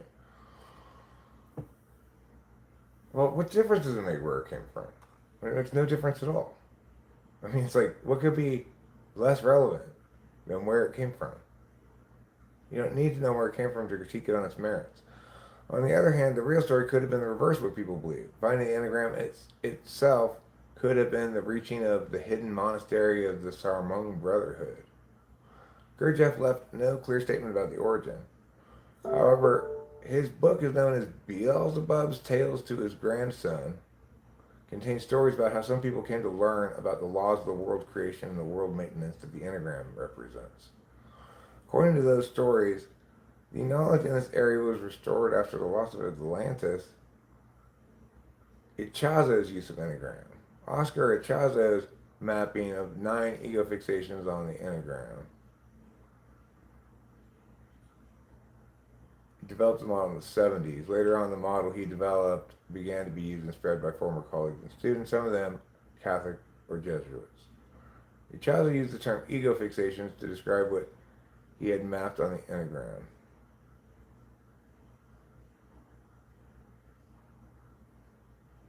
Considering that the 9 personality types are mostly formed under pressure from the logic of survival, they should really be regarded as constraints to the manifestation of real individuality in man. Only something in man that may resist the automatic tendency towards adaptation and slavery to life is worthy of being praised as the individuality of man. Well, I like that paragraph.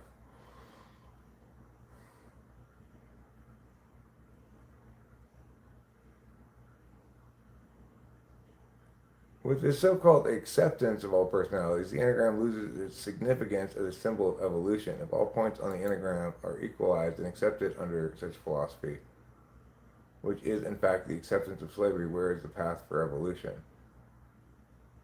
Chazo's approach is nothing like that.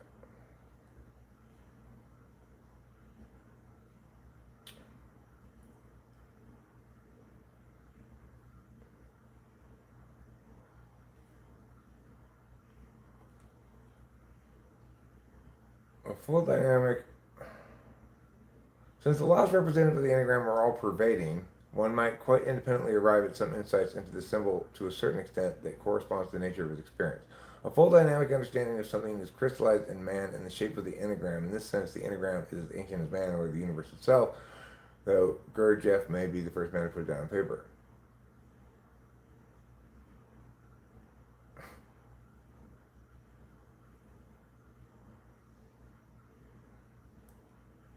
A full dynamic understanding of something.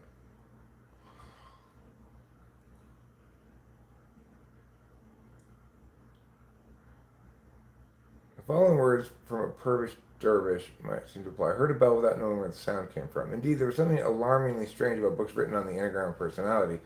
They contain extensive discussions on what these 9 types are and how one can distinguish them.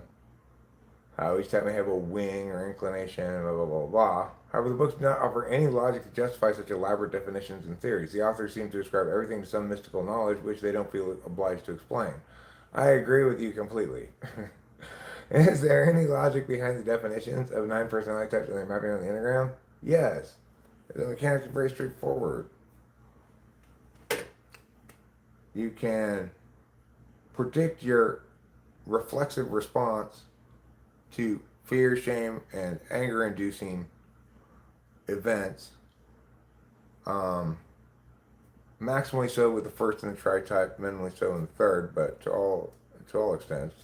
And it is the case that when one understands one's reflexive responses, then that liberates one to be more truly exercising free will.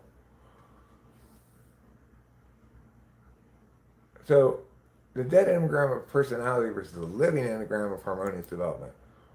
Wow.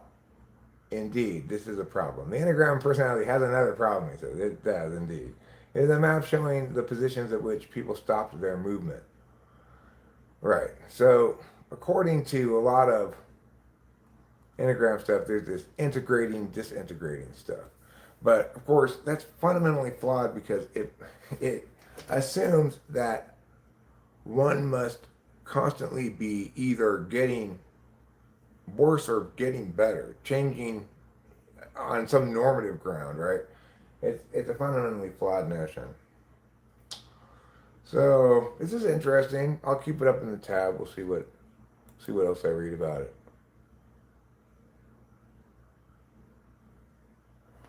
I mean, the only help I have to offer it, J.A. Mariel, don't mistake my deliberative function for yours. The help I have to offer is to tell it why it's wrong, and how it's wrong, where it's wrong, and where it's not wrong. Nobody wants that help. Everybody does not want that help. I take people's cherished babies and explain to them how horrible they are. And people don't like that. So, I mean, maybe I should exercise more free will and with my self-knowledge be different. But I disagree with this whole self-improvement shit in general. Solve problems when you actually have them. Like, when I was depressed, I had to do something. Got drugs or whatever. When I had to get to pee so much, I changed my diet. Don't imagine yourself a continual work in progress, right? You're fine just the way you are now. You don't need to be evolving into some meta self. Okay, well, I'll keep reading it. I'll keep reading it. The fourth way teaches that humans are not born with a soul and are not really conscious, but only believe they are.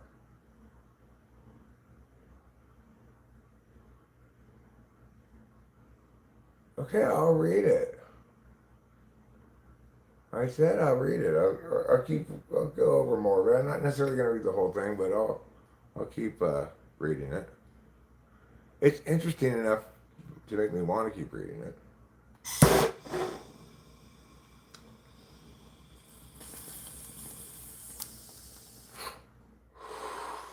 So is it the case that all humans are not really conscious? I mean, those kind of things make me a little bit mad. Like, we have a clear definition of the word conscious. If you're going to mean something else, what I mean is, yes, they're conscious, but they're not truly awake with their spiritual awakeness or something. Then just get out of here with your misuse of language.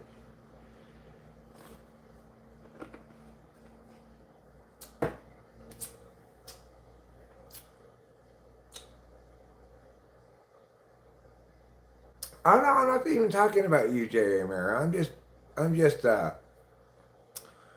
dovetailing, dovetailing in various directions. Okay, I'm not critiquing anything specific except people and their ways. What are their ways? Well, there are two things that mark the ways of people more than any other thing. One, they love their wrongnesses, and two, they hate it when I correct them. I love this wrongness so much. I cannot possibly let it go. It's my precious wrongness. This one seems quite dry. Get this weed here. Pretty dry. Please, the octaves do, re, mi, fa, sol, la, ti, do. Okay, well, the octave is the eighth one, though.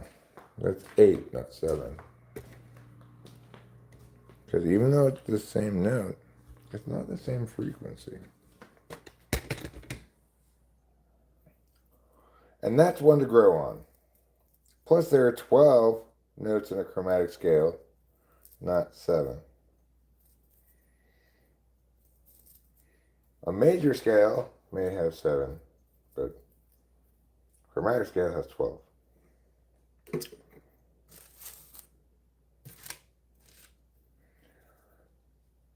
Do, some cash, I spend a lot. Re, the name of some guy there.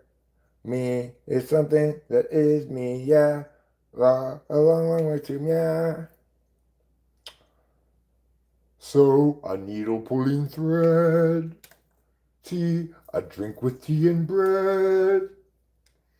Meow, meow, meow, meow, meow, meow, meow. Brings us back to do, fa, la, I can't go down. I can't remember that word down. I can say do, re, mi, fa, sol, la, ti, do, but I can't go backwards. Do, ti, la, so, fa, mi, re, do. There, I went backwards.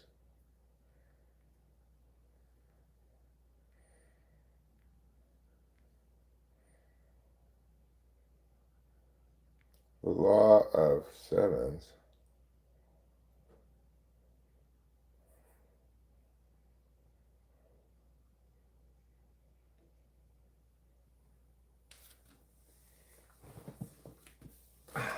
Okay, well, I continue to point out that there are 12 notes in an octave, not 7 or 8.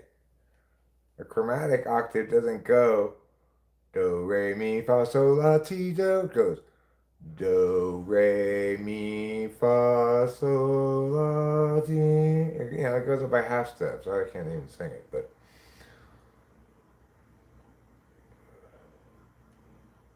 before going any further, it'd be useful to learn to think according to a definite order. Let everyone take some object. Let each of you ask himself questions relating to the object and answer these according to his knowledge and material. Okay.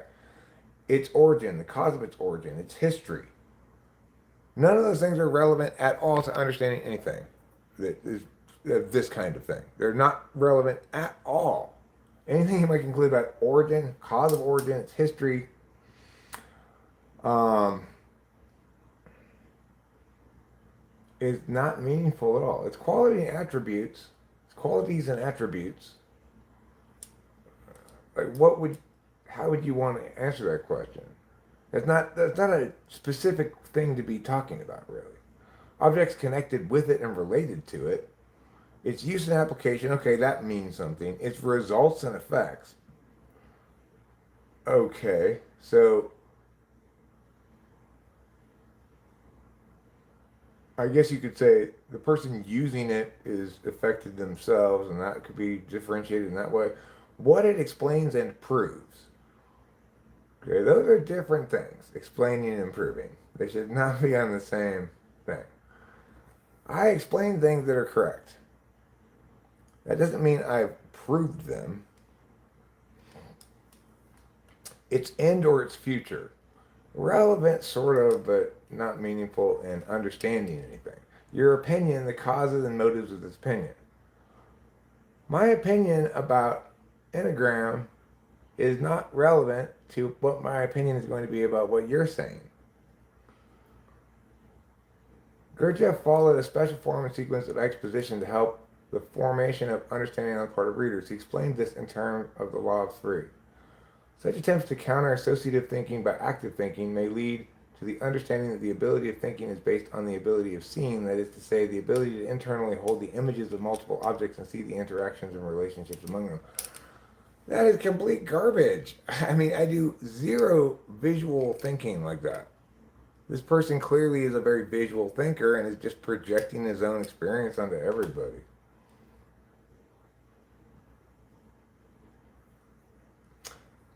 Using a method developed by Charles Fillmore, an American linguist, the illustration below shows how every verbal formulation can be understood as an expression of a geometrical cognitive structure.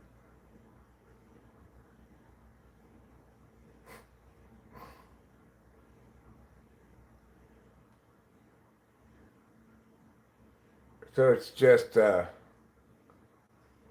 it's just grammar is what he's saying, right? Except what they fail to understand is that you the agent, partner, whatever.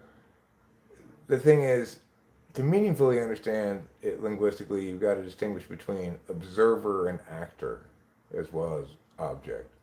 When verbal formulations are converted into geometrical cognitive structures in this manner, verbs are like suns around which nouns are attracted like planets. Oh my God. This method proved its merit as it began to be used as a universal language by multi-language automatic translation systems. Programmers only have code rules of conversion between the language they know and the language of forms, that is to say, geometrical representations of cognitive structures, while the conversion rules are specific to each language. In other words, different languages have different grammars, and if you want to generate language, you're going to have to begin with a grammatical understanding. This is not anything that is not obvious, right? The high ability of thinking depends on the ability to hold within oneself the images of multiple objects in time and space and look at them from different angles. That is not true. It's at best metaphorical and at worst patently false. You do not require any images to correctly critique this, for example. I'm able to recall the various things that have been said before, but I'm able to focus on just this sentence here and negate it in no uncertain terms because it's just pulled directly out of someone's ass. When Gurdjieff talks of thinking, he evidently refers to thinking in this manner, which requires the ability to stand above thought. You mean metacognition? Obviously, if you're doing any kind of intellectual work with personality stuff, that necessarily involves metacognition. Such ability of confronting reality with active mentation begins to have power when it has learned to apply itself to things that are in motion. With devilish practical inventiveness, Gurdjieff developed a series of rhythmic exercises and sacred dances known as the movements. They are the embodiments of the laws represented by the enneagram. At the same time, they are designed to serve as a method to develop this ability. In order to understand the enneagram, it must be thought of as in motion, as moving. A motionless enneagram is a dead symbol. The living symbol is in motion. Okay, well, it is true that an explanation of enneagram is a process analysis. It's an analysis of processes. But that doesn't mean that the processes being analyzed can't work as objects of analysis. Being objects of analysis, they must naturally be static. So we can understand the fluidity of a person behaving across real time, and we can understand that being named a certain enneagram type is reflective of a, the the predominance of that negative emotion among the triad of negative emotions is the one to prevent happening or deal with or whatever. It is also the case that Enneagram makes the claim that a healthy number mya integrates to number mya, and an unhealthy one disintegrates to number mya. That, however, I've never found any reason to think that's the case at all. You know? It's true that as a 7,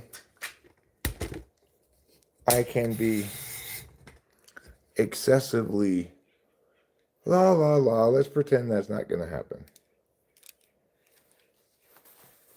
So, what happens when I'm not like that? Well, when I'm not like that, I'm just like, oh fuck, let's just deal with this shit and get it done. So what is that enneagram wise? Nothing.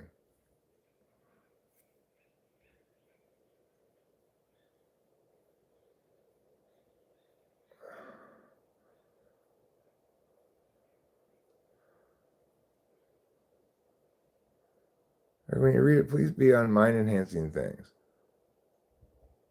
Oh, well, see, what you're saying is this. You're saying, read this as somebody who is looking for good ideas and useful ideas, things they can take away and enhance their understanding with.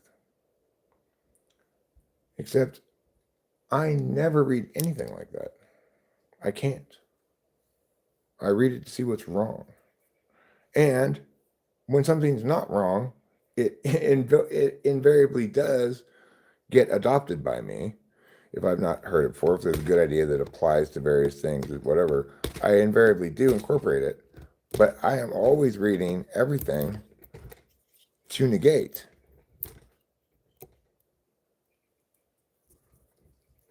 I mean, not everything, right? Like, I'm not reading fiction like that. But if somebody's trying to explain something, make a case of some kind, I can't read it in any way except to negate it. I don't know how to read it for something other than incorrectness. I remember Corey wanted me to read this dumbass fucking manifesto by Ted Kaczynski because he thought, had a lot of NI truth to it or something. I could not read more than one sentence at a time and critique each one as just complete fucking bullshit because of all the intellectual mistakes that were being made. It's fine if you just want to provide people a sense of holistic knowledge, right? Like, I feel like I holistically know myself through this NI symbology, which is what Enneagram is, except without like the wizard, the traveler, or that kind of stuff. But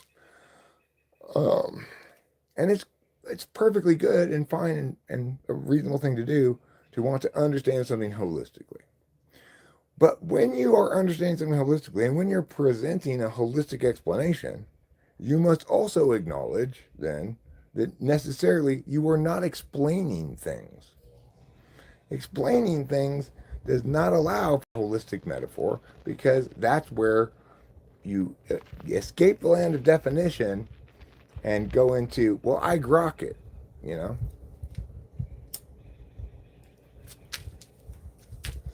But I can already tell reading this guy is trying to have his cake and eat it too. You can't have spiritual dances and also be explaining something. You can't you can't say um, thinking is predicated on maintaining multiple images at the same time, have that be patently untrue for plenty of people, and still expect me to take you seriously. Like you didn't parse that sentence out for correctness before you wrote it at all. You're just like, well, that's how it is for me. I visualize things. I'm trying to explain to you how this picture is actually a better explanation than an explanation. No, it's not. Just stay in your lane. Get over there in metaphor lane. You're not explaining shit.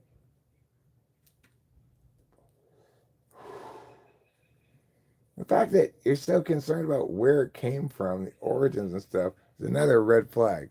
That's not relevant. Like, you never hear me talk about Jung. Who the fuck cares what Jung had to say? He's not correct, so why would we listen to him?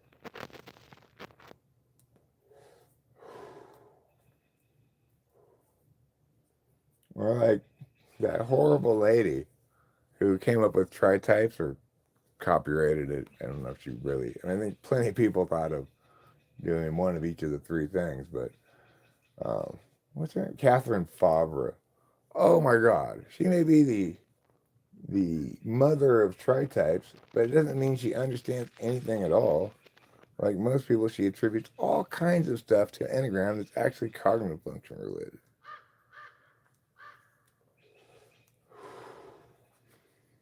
But that's fine, you know.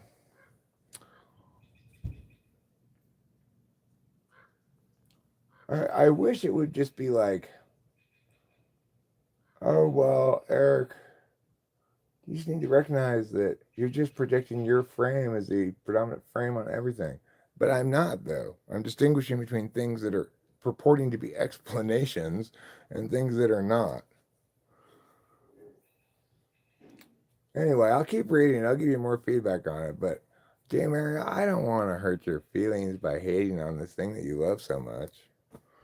And there's a lot of NI in there, which is wonderful for lots of things, but not for explaining things.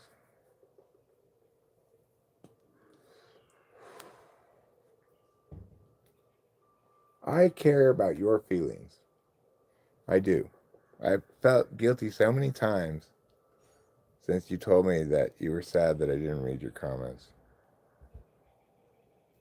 I keep saying, I should have made that announcement more often or something so she would have known. Go ahead. Go in, kitty. If you want me to let you in the door, then when I open it, just go in the house. He wants me to open it and then he just stands there for a while. Good, it's open. I'm just standing here so that you learn your lesson. This is what I wanted. Keep it like this. Rachel's up. Please, please read. I will. I'll read. I'm not saying everything else is stupid. I have said and will say again that it's not possible to explain lots and lots of things if you don't have the correct metaframe of cognitive functions. And the example I give, no, I'm not seeing through your eye. I don't think anything, I haven't made any judgments about that on anything you said. I made it purely on what I've read so far. But regardless, I will continue to read it. I will continue to read it with, oh shit, it's almost 2 o'clock. I got a meeting at 2 o'clock. I will continue to read it with an eye for what I can praise it for. But I got 4 minutes till Oh, don't worry about it, Jay Merrill. The reason I felt guilty is because I wasn't being a good YouTuber, not because of anything you did.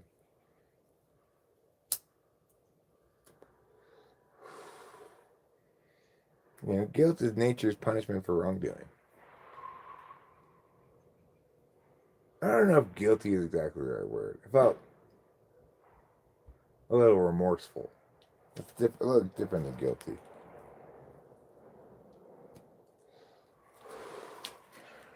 You can feel remorseful, I think, with less wrongdoing than you can feel guilty.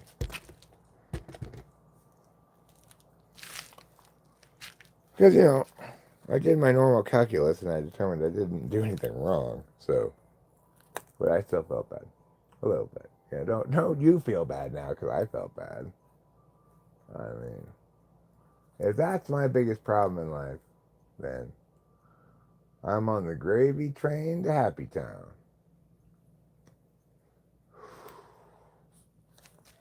If you feel bad, then now I'm going to feel bad again, and you're going to feel even more bad, and we'll be in a vicious cycle of feeling bad until both of us are just miserably depressed. Is that what you want, J.A. Mariel?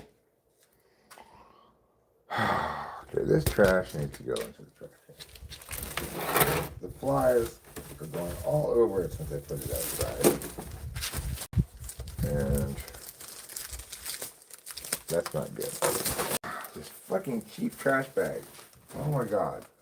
I'm never getting this brand of trash bag again. He's gonna get hefty or something. Cause I remember their old commercials. Hefty, hefty, hefty. Wimpy, wimpy, wimpy. Do you remember those commercials? In those commercials, if you got the wimpy trash bag, you'd be carrying it out of your house and the bottom would open up and all the trash would spill everywhere. These wimpy trash bags, it's just the tie thing that breaks every time I try to... I have to put it down on the ground to tie it tight or else this thing will break. Speaking of things that break,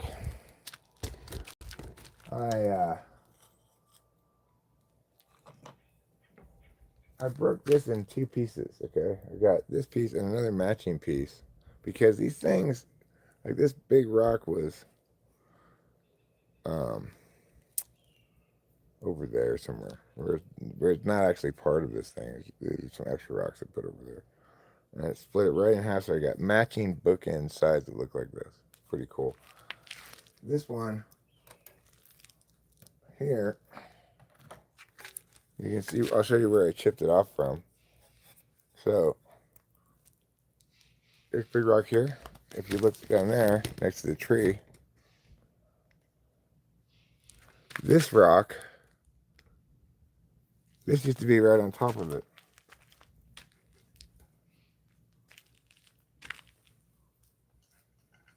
And it was too tall, you know. So I was able to split it right in half.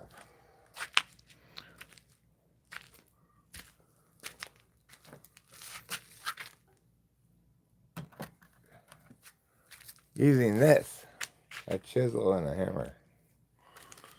Pretty cool, huh? I was excited by that. Because we do have some rocks that are problem rocks.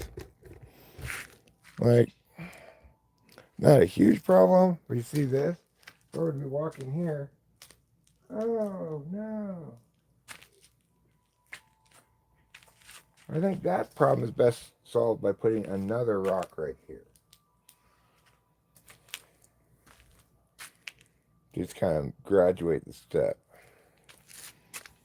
And then another problem rock we have is this one. Like, why did they even put this here?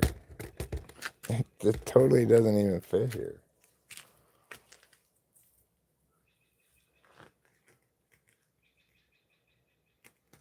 But it might fit there if it were a lot thinner. I'll probably use that rock and some of these other big rocks for the steps when I finish them.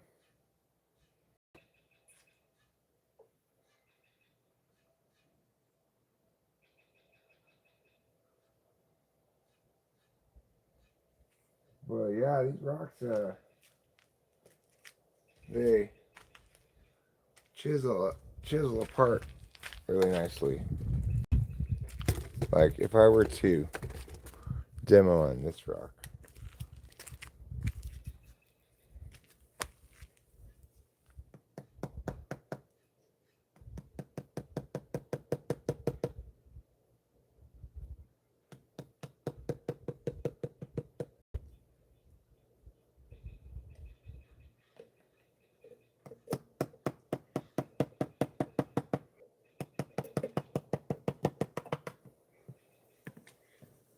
See? Isn't that crazy?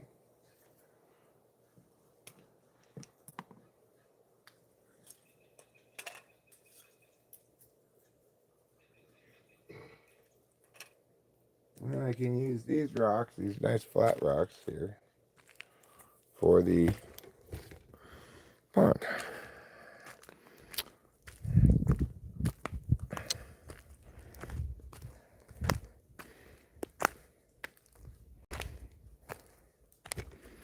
For example,